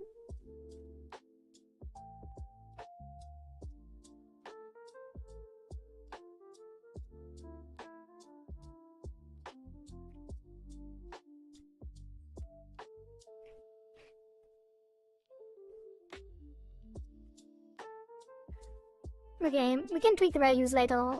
Let's see what else it does. Points to our points variable we set earlier. We're just going to choose a random x coordinate between 0 and 128 and a random y coordinate between 0 and 128. And for x in our range, we're going to add those points, and now we have a shape completely full with random.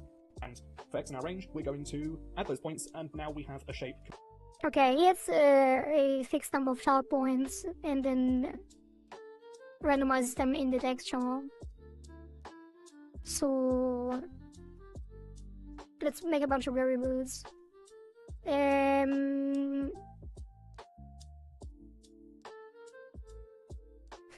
Separation, strength. No, let's say strength.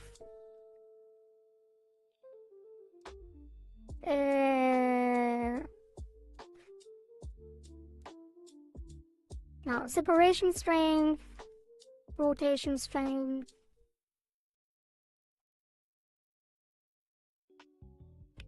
And gravity, say coefficient,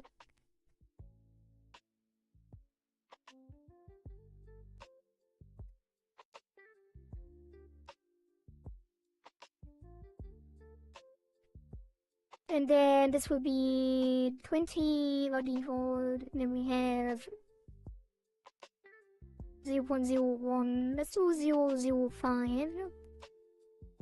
Gravity is gonna be 50. And then sharp velocities go down here. This will all be exported.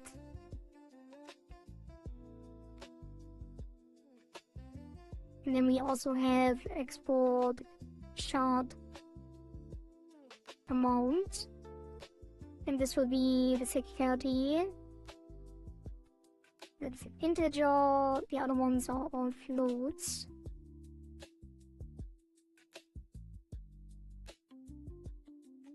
Is that how I always do it? Yes.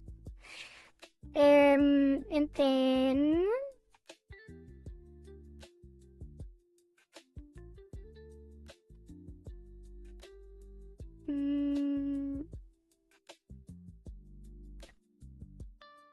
for I in shard amount,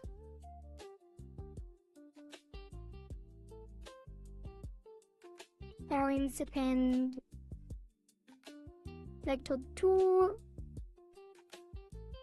and that's gonna be a random float. This is a random integer between the size of the sprite, x and y.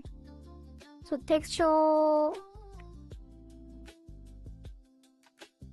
between 0 and 128, and for x in our range, we're going to add those points, and now we have a shape. Okay, so it has render modulo? Why modulo? Doesn't random... I guess you would have to do range. Modulo is easier. Wait, is that how it works? Oh yeah. Okay, modulo texture gets us x.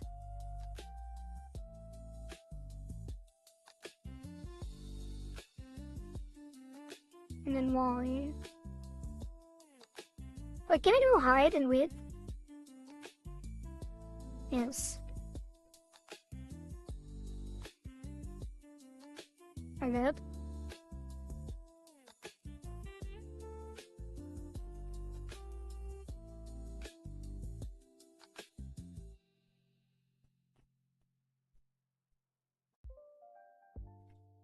Huh? Vector 2, random eye texture width, random eye texture height.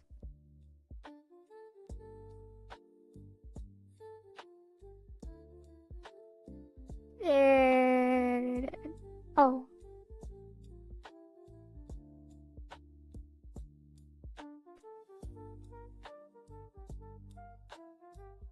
There you go. Completely what we said earlier. Let's see. And then we reduce the amount. Do separation 5, shard amount. Let's do 50 actually. And gravity 52. Do 30 gravity and more rotation.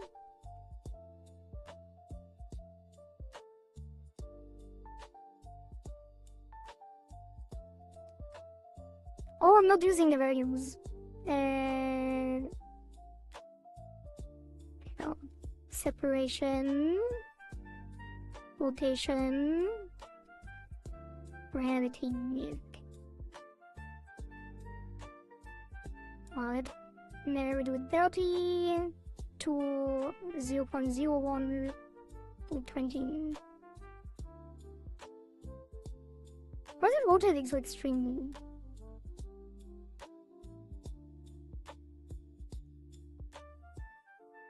I don't want it to explode, I just want it to break down with like anything. It looks so weird.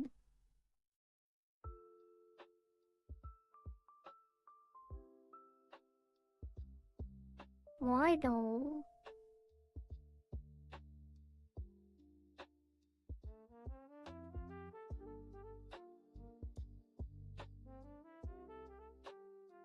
Should I barely rotate? It'll bring these down. Why are some of them so fast? I guess it's not supposed to.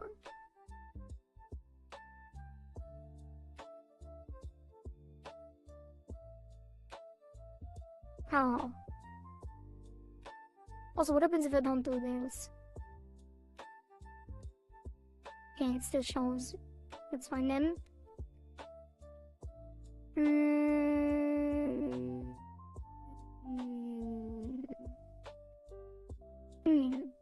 What if I remove the polygon points now? Because it's kind of weird that I have these in the first place. Maybe I need to triangulate or like actually generate. Auto-generate the polygons properly for the texture.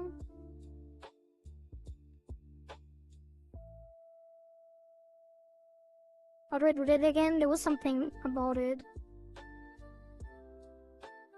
There was a way to generate the polygons, right?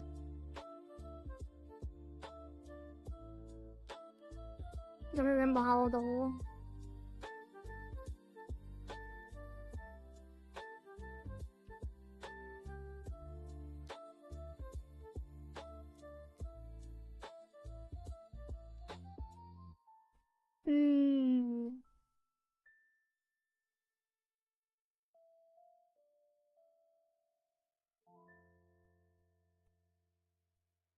Let's see if I find it.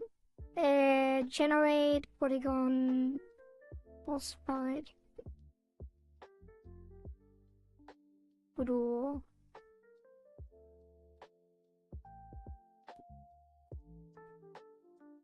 Create polygon phosphide. Voodoo.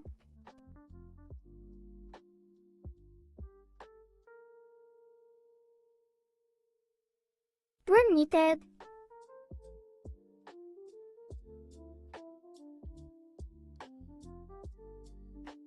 What happens if I do this? Oh, it does still work. Why is it rotating so weirdly though? I don't get it. What if I put this to 0?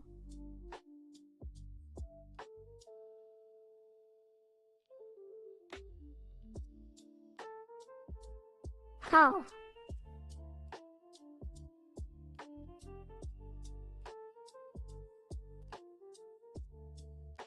Why is it cut off?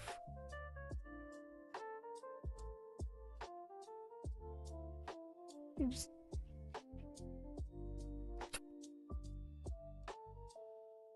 Oh. Oh, come on. Oh my god. Oh, I hate the polygon system in Godot so much. It's so stupid.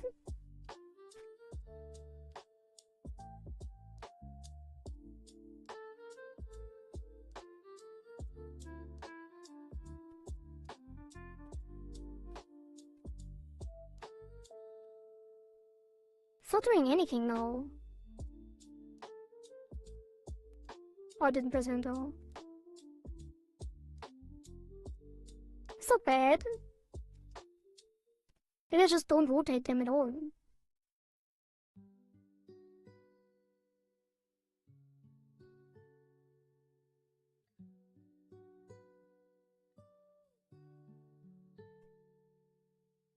Right? Because if I do rotation here, even with 001, it goes crazy.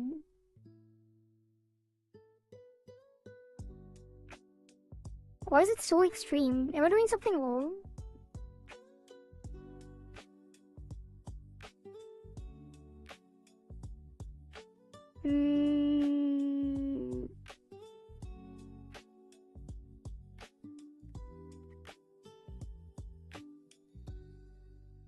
We're just going to choose a random x coordinate between 0 and 128.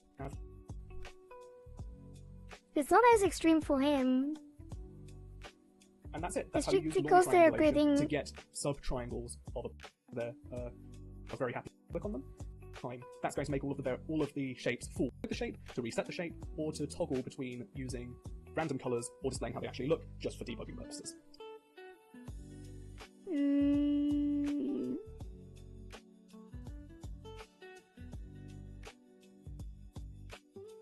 surely because he applies gravity. But also, I feel like the direction is wrong. Because for us, it's like there's weird stuff happening.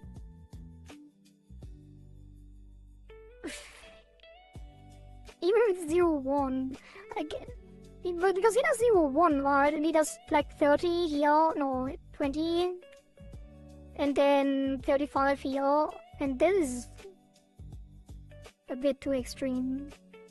I can't even see them anymore. Also, why do I have to have these points attached initially? Otherwise it doesn't properly work. I think it would probably be a good idea to have a proper polygon around the thing. But also there would probably be a different texture anyway. Like if you take the background, for example.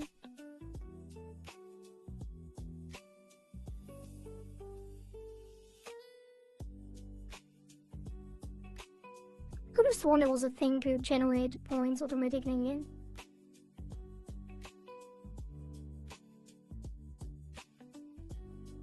Auto-generate polygon around spike or texture.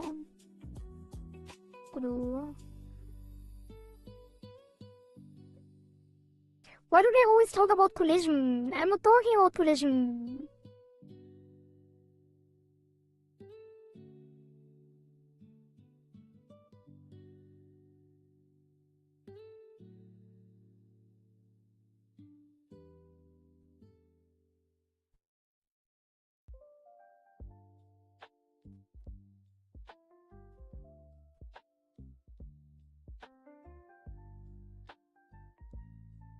Convert to polygon?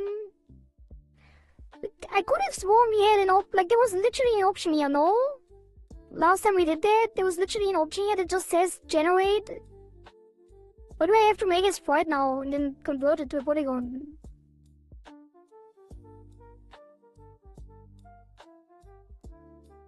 If that is even the thing.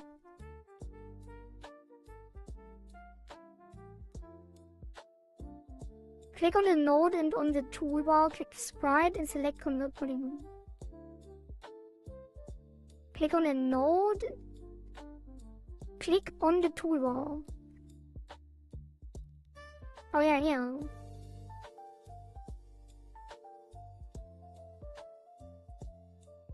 So why does it not exist here? That is so insane.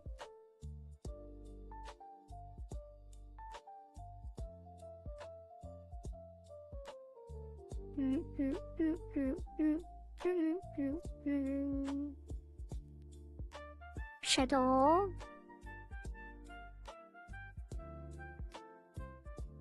Okay. 1, 0.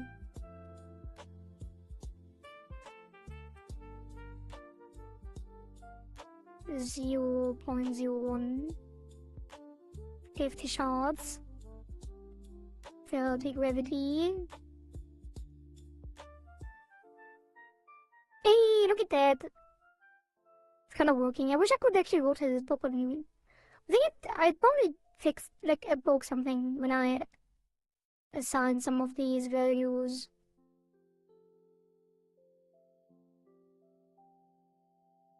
Like this one.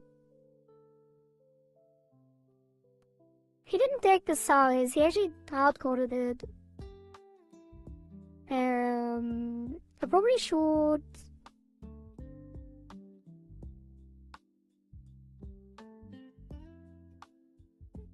What if I do get image?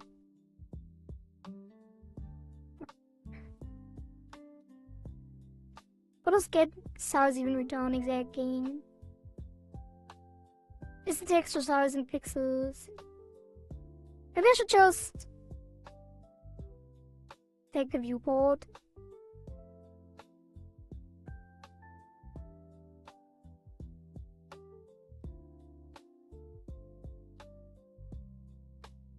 So he goes over the points and he adds this sharp point to the center for each of the points in the Delani. Oh, he adds all 3 of the land points, which should go to the center or something. I am not quite sure how exactly that works, or if I saw it correctly. So now, the base polygon, all the children below. So now you can see that from that we get 2 polygons, one on the top right left and one on the bottom right. So let's get the texture of the parent and apply those to those children polygons. Let's set the... I work on an RPG. I'm looking for how to put textures on button. How to put textures on a button? Is there not a texture button? Yeah, texture button.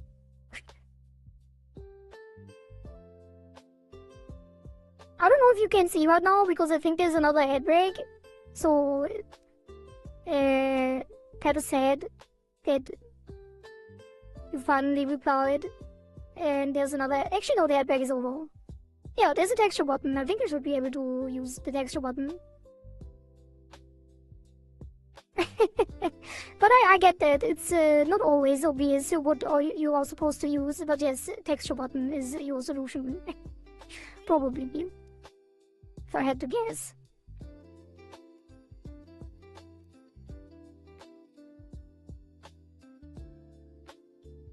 Bloop, bloop, bloop, bloop.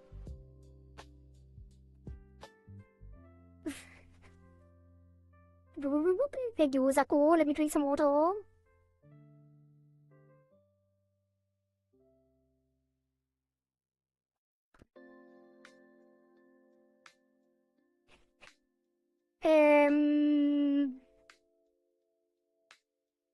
Odd. It's definitely doing the thing.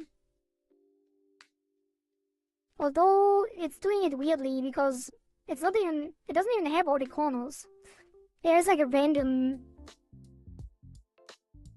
initial polygon, which is weird.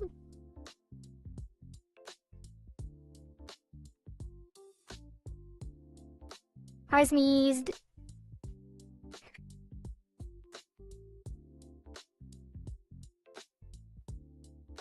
I wish I could actually rotate them properly, but I don't know if I understood it enough to do that. It's clearly not doing the same rotation as the guided tutorial. How dare you mute during sneezing? I always do.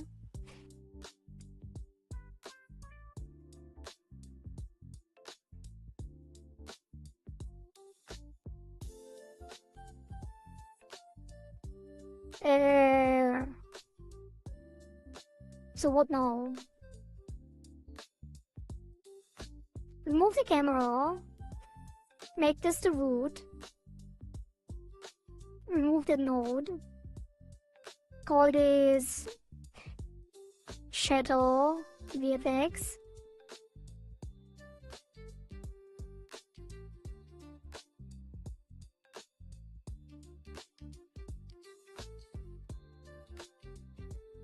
And then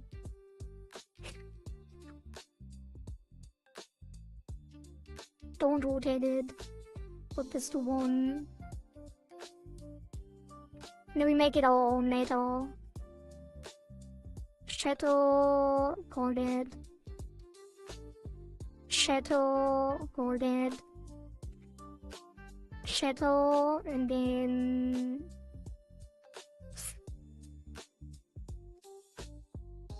call this shadow.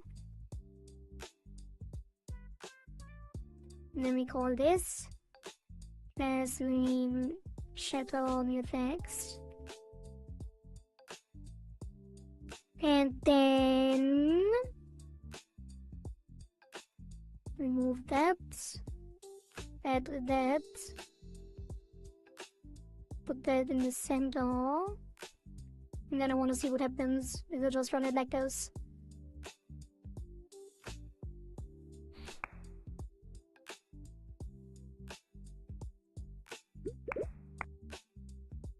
It crashes. Cannot get with them now because there's no texture. That makes sense.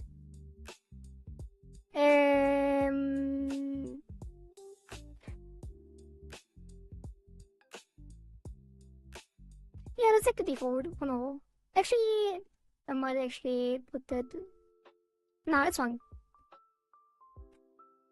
It's for testing only.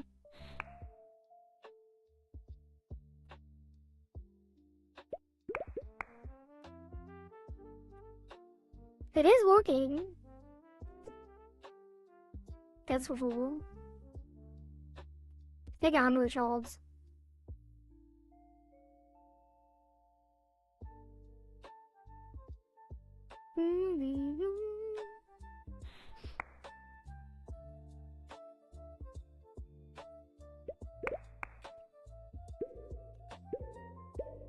Looks so weird.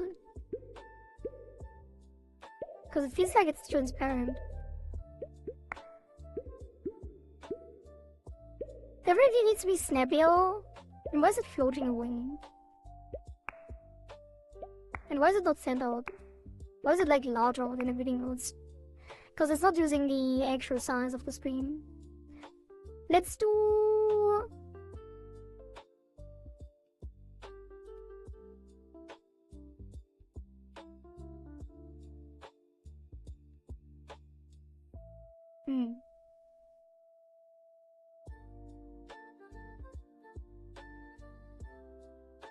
It's probably not the texture width. It's probably...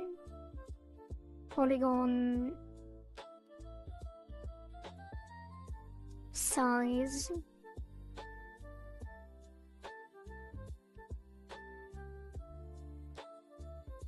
What does the size do? No, that's the amount of points.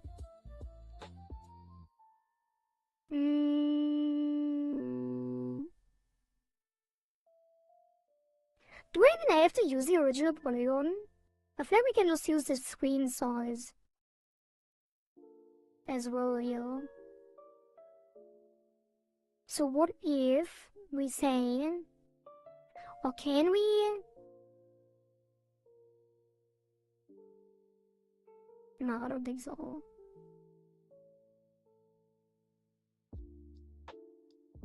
What is the size of this texture anyway? 1920 1080, let's try that. Just to see if it actually works like that.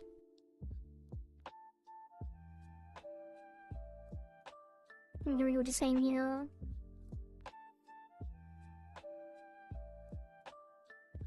Wait, what is he doing here again?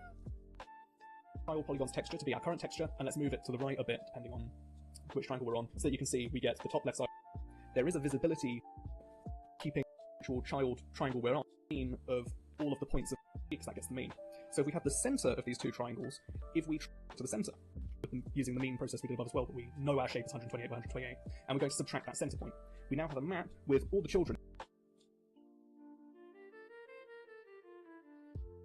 Wait, when did this happen? Oh, I didn't do the division!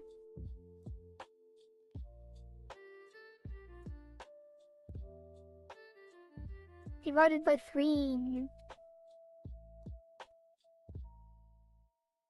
That's why everything is broken.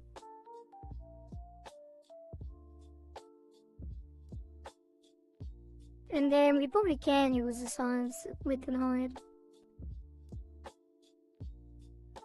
That's why the rotation mainly. I think the rotation is the main thing that broke with this.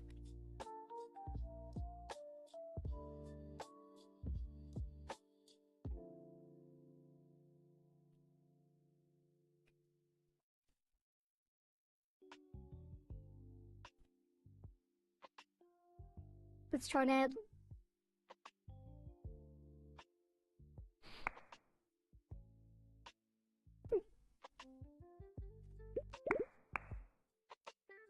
Nope, it's still the same, kinda. Why does it cut off? It doesn't use the... It doesn't even use the original polygon. And it's distorted as well. Very distorted, actually. Because it's larger than it should be. I guess you do have to do 920, 1080. Let's see if that helps.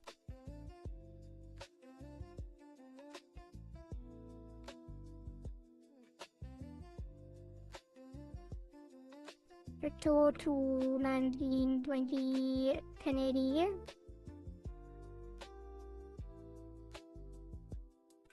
And actually this will be 960 540.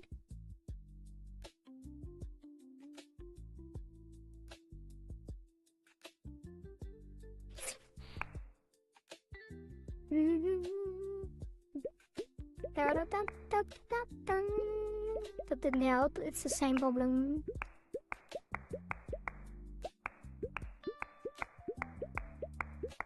I don't know why. It's like extending outside, even though it should be the same position and stuff. It didn't even help on the rotation to be divided by 3.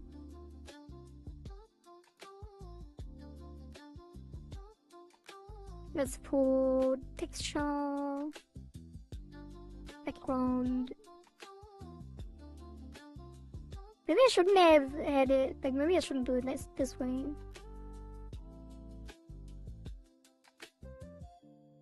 Wait, this one is correct, no? No, it's not. Save the rotation at 0.1, see what it is here.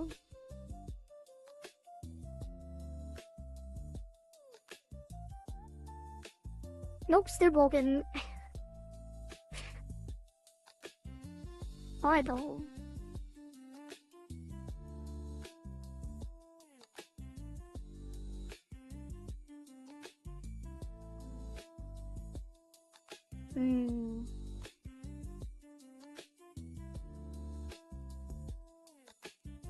Wait, that's not correct. Or is it?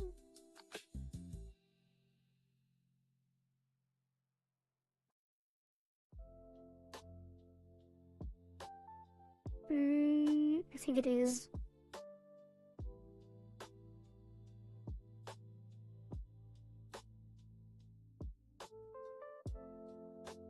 How?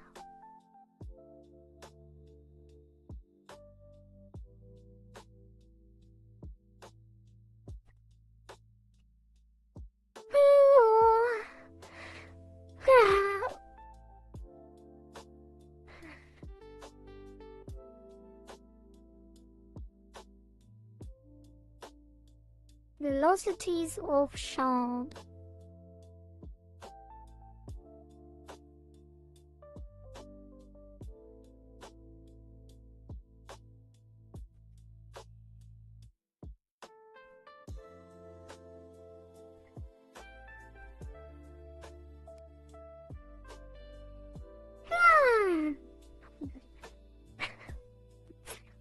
I'm yawning a lot today. You're slowly turning into an echo, you're doing purring sounds now.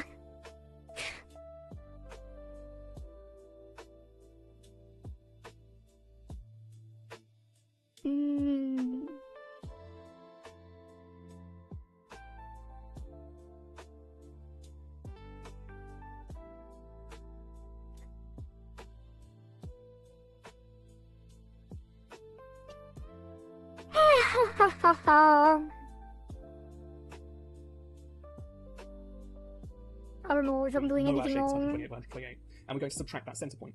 We now have a map with all the children in it and where they are relative to the center of our shape. So in our process function, we're going to loop over all of the keys in that map we've made, so all of the children. And is it because it's not centered? It is centered though. Get the camera out back.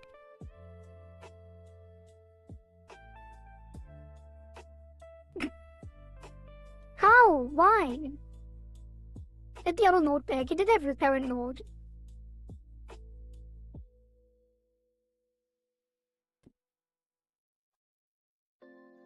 Nope. It's lying? Wait, what is lying? Oh, flying. Yeah, it is flying and it's dead.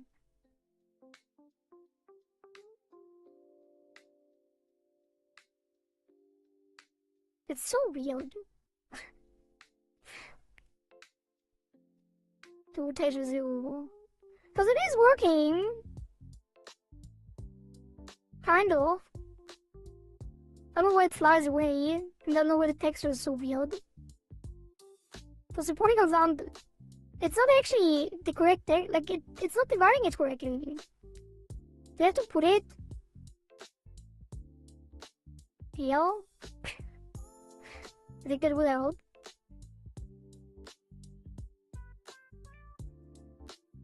It did not change anything. Like, I feel like it's not reading the polygons correctly.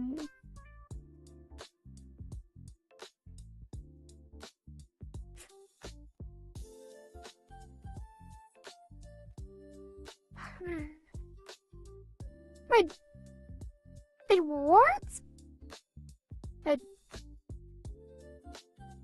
If I add polygons manually, it's distorted as well? Why would that be the case?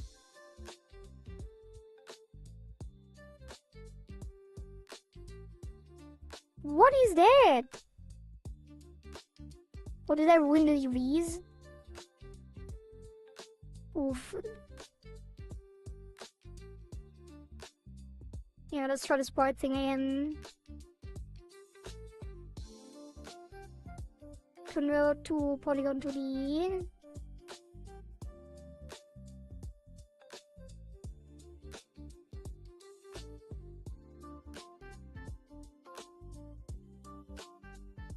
It's misaligned.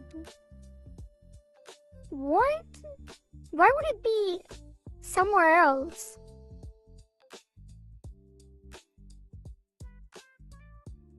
Voodoo is a mystery when it comes to polygons.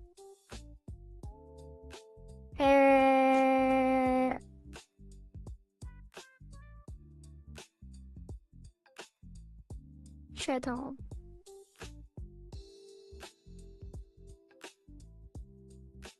Wait, now it's not even showing?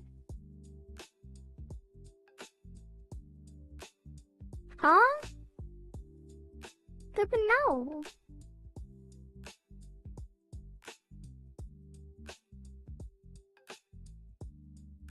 See, why is it completely disconnected? I just generated it. Wait, what? Now it's not disconnected anymore?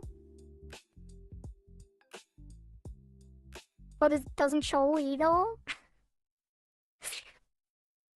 What is happening? It was just working. Why is it not working now? It doesn't make any sense. It just worked. I did the exact same thing.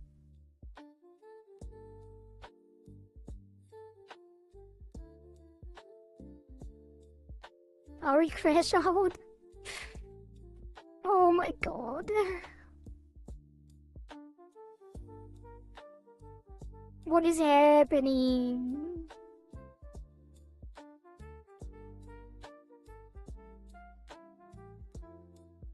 Is it because I still have the auto generation thing? Like the triangulation? Why would that be a problem though?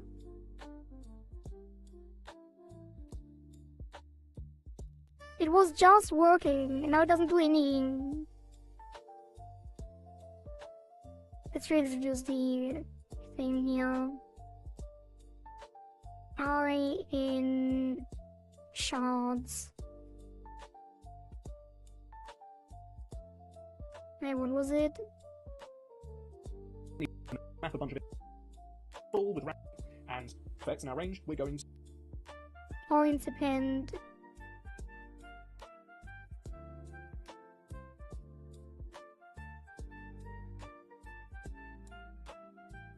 Randy modulo 1920, Randy modulo 1080, vector 2. Okay, it's just too extreme. That's fine. But it's still broken. And it's still not centered. If you put this to 0, yeah, it's completely offset. It's exactly offset by the amount that showed in the weird overview wheel. Copy. What? Put it the other way around. Copy your video polygon. Why is it offset now though? Oh wait, is it correct now?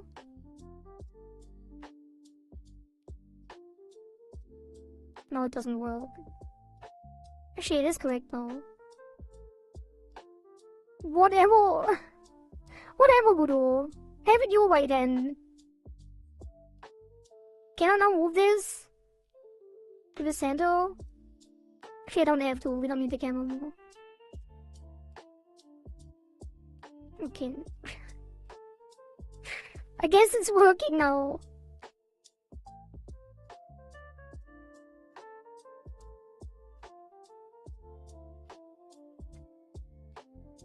But the rotation is still weird. I don't know how to fix the rotation yet.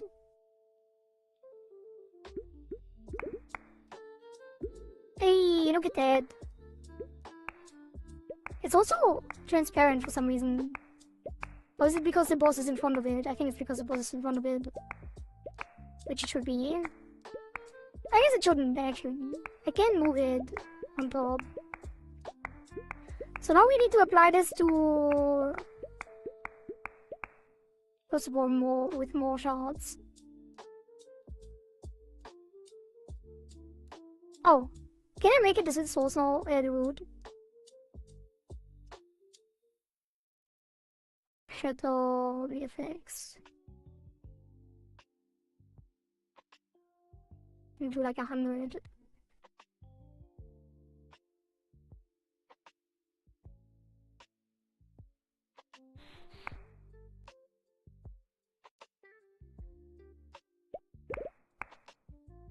Hey, look at that. Cool effect.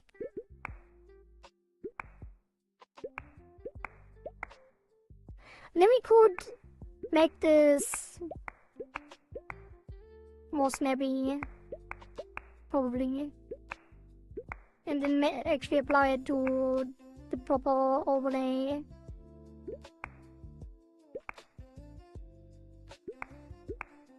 And go above. Right, thank you, Mr. Bramwell, for this great tutorial that I kind of butchered by being stupid. And by Kudo being stupid. It was not just my fault. And I still don't know why it does not work with the rotation.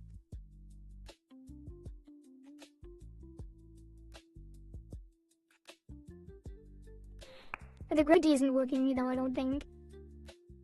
But I think we're gonna do this with... We're gonna do this with a tween anyway. Instead of shattering it like that with poses.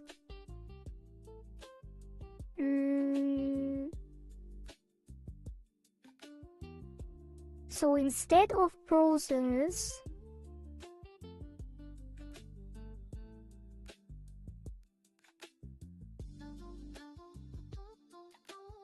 But isn't anything happening if we don't do the poses at all?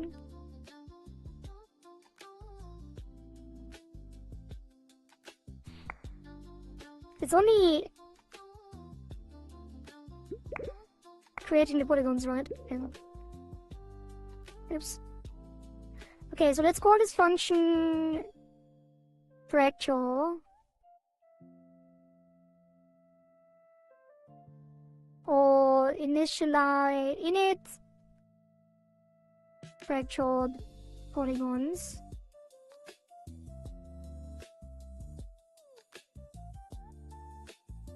And then we make an actual shadow function. And that will be this. And this will not be what it is currently. I don't know why it even takes the X value.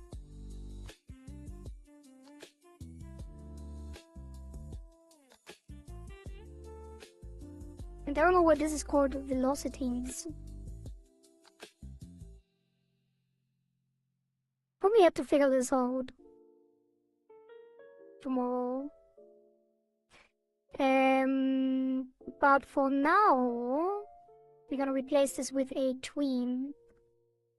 This will be shard, let's say, shard tween, shard create tween. No, let's do create tween bind shard, and then shard tween property, and then shard position. This is gonna be shard position minus this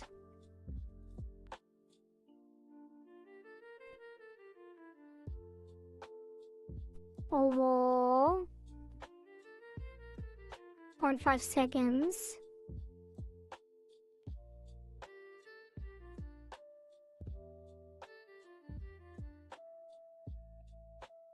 And then do the same for the rotation with the rotation coefficient. I'm pretty sure that doesn't really work, but we want to recreate it. We want to recreate the process in a tween, and it will be parallel as well.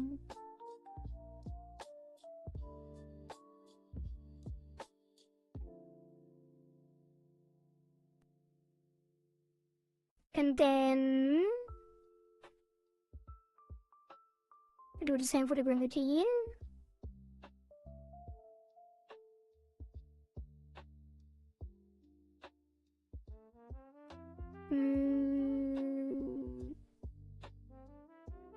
Oh. Like, what is the Y? Oh, it's just a vector.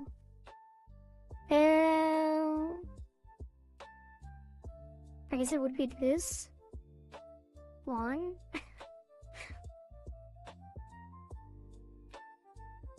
And then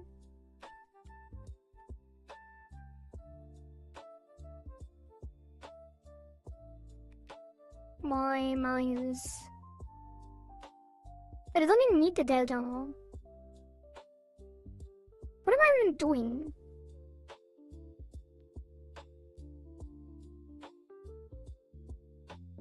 It should just move in a random direction, right? Like away from the center.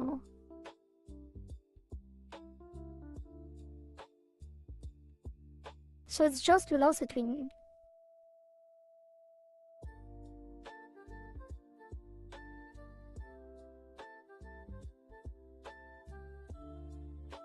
It's sharp position plus velocity. Wait. It is modifying the position. Is it already adding it on a tween? No, it's like a target position, right? So I do have to position minus.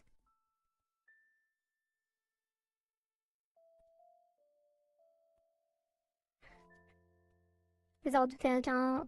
And then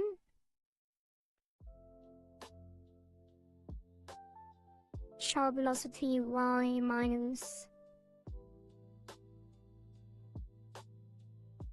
Isn't the tween based on the current position? Probably not, right? How are you using tweens? How did I use tweens somewhere else? Yes, scale is different than position. Yeah, position.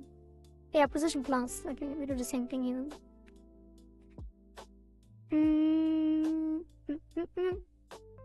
So shout y minus velocity times gravity coefficient.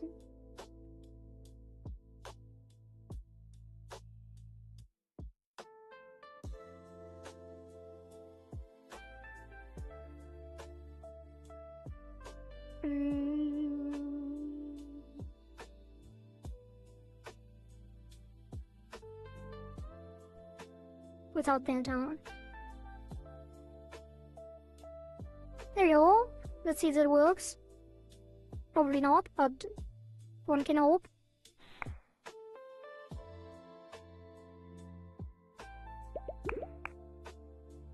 Yep, there we go. Like a 2-end float.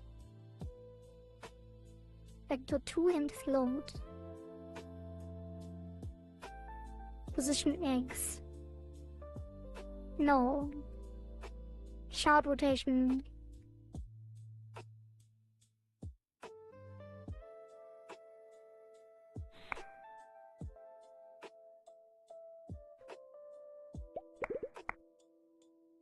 Two arrows.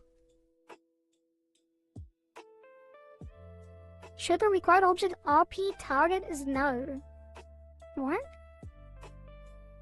Tween property in tween cannot convert argument 1 from vector 2 to object.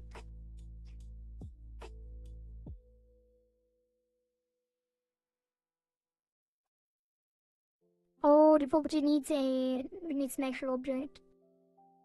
I don't know why it uses the Y like that. Why wouldn't it be shard? Position Y.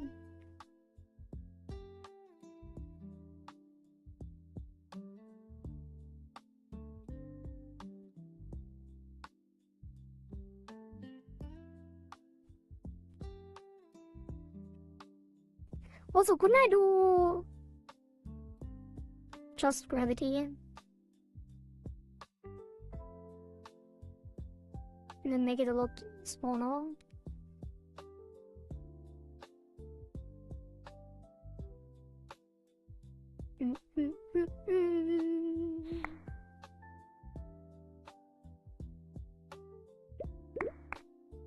No. Tween property cannot convert argument 1 from float to object. Oh, because it's the... yeah, shard position. It's gonna be shard position minus vector 2, 0, gravity. I don't know why I'm always writing vector instead of vector. What about the other one? RP target? It's the same line, right? Same issue.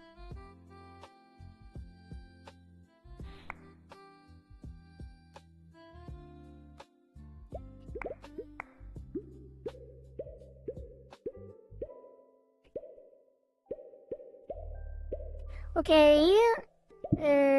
Now how to figure out how to make it work. Cause clearly it's not erroring, but it's not doing anything, you know.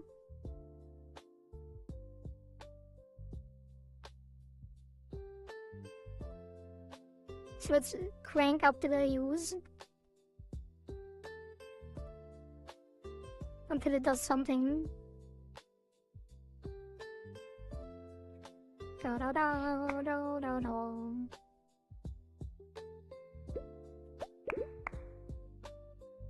Okay, it's definitely doing something.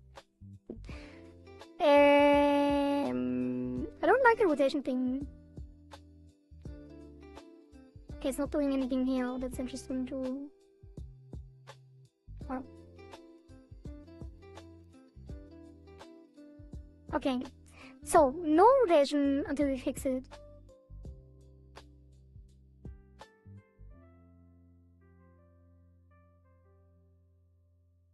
Also, the gravity goes in the wrong direction. It needs to be... Do we even need gravity? No. No one needs gravity. Why would anyone want gravity? Let's put that to 0 until we fix it. And then the separation will be 10. And the shots will be 50 by default. No, it's not doing anything.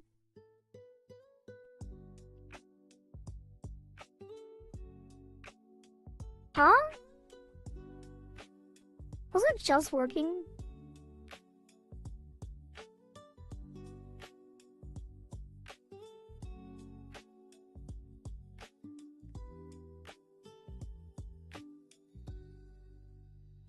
could have sworn it was just working. Is it only working when the rotation actually does anything? Try the actual game again.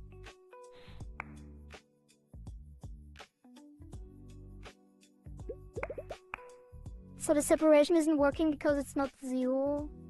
Because it is 0. Hey, why would it do that? So the rotation does do something. The gravity, I think, also does something. Yeah, it moves it out. But the separation isn't doing anything. Sharp position, position minus velocity times separation. And the velocity is based on the center thing. Which was working with the other logic.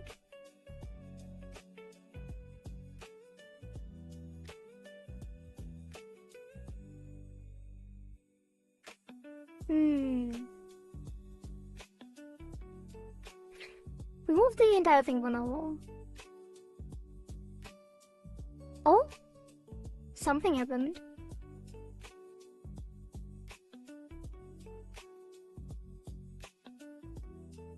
Okay, it is doing something. Why?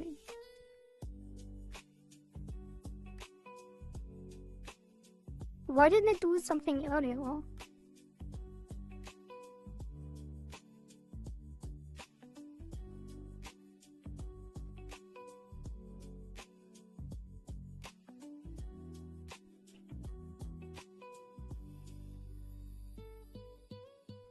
Okay, so I want this to be fast. Let's put it to 2.5. So it only like spreads, and then with this the sound effect it will look better. So it spreads and then it falls after.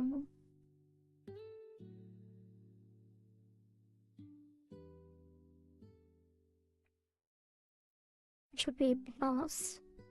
I don't know why it should be plus, or because plus is down.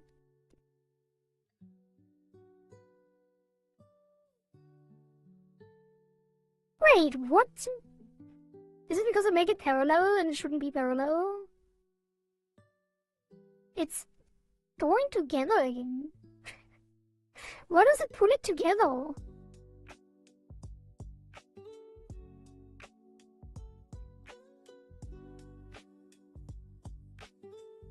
What?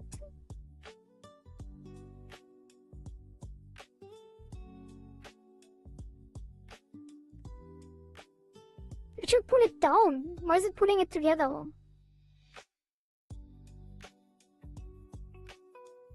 What if I did position Y and just said Y plus gravity?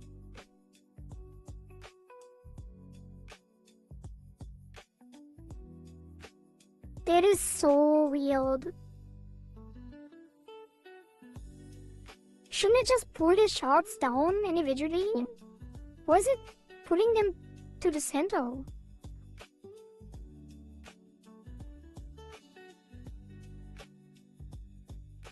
Or is it because it's not global? Because they are rotated already? The ups and downs are different for each of them?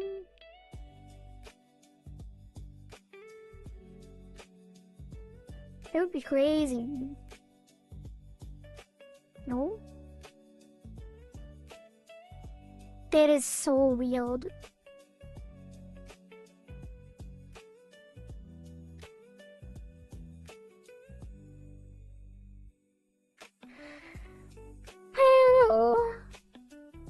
Why though? Why is this happening? They're like exactly pulling towards the center, each of them. Everything below the center point is pulling upwards. Everything above the center point is pulling down, so that they combine back together. It makes no sense. They also rotated it for some reason. Actually, no, that's not the illusion.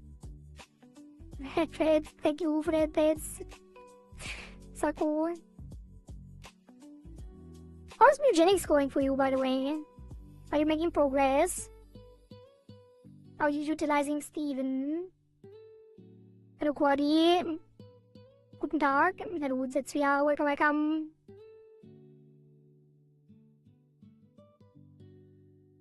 I want them to fall. I don't know why or how it works. What if I...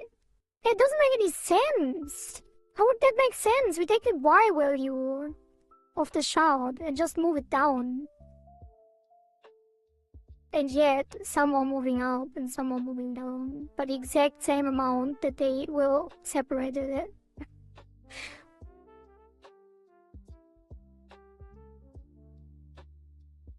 Tina got wrecked yesterday and now she's back for vengeance. I'm still having a hard time breeding my cats and getting the stats abilities I want. Yeah, you don't really have control over the abilities, I think. Was this passiert? I don't know what you're asking.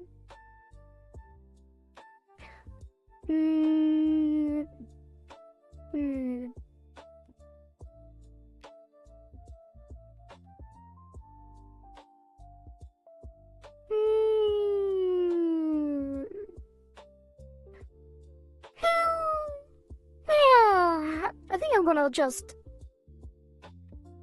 pick a level tomorrow. But the rotation does weird things too. And the base thing kinda works. The rotation isn't doing anything. Because it's you.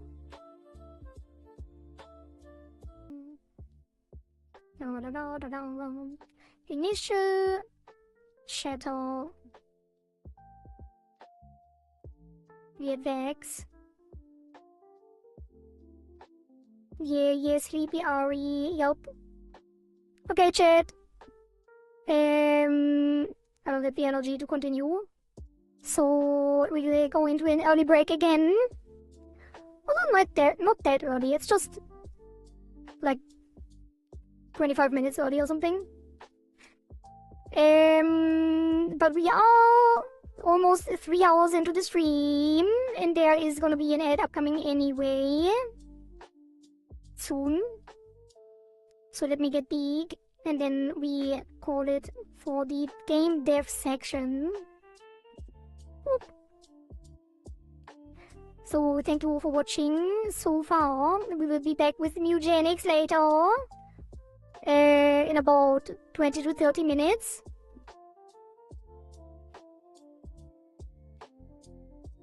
So, see you later. And as usual, YouTube will go down and the stream and the music will stay up.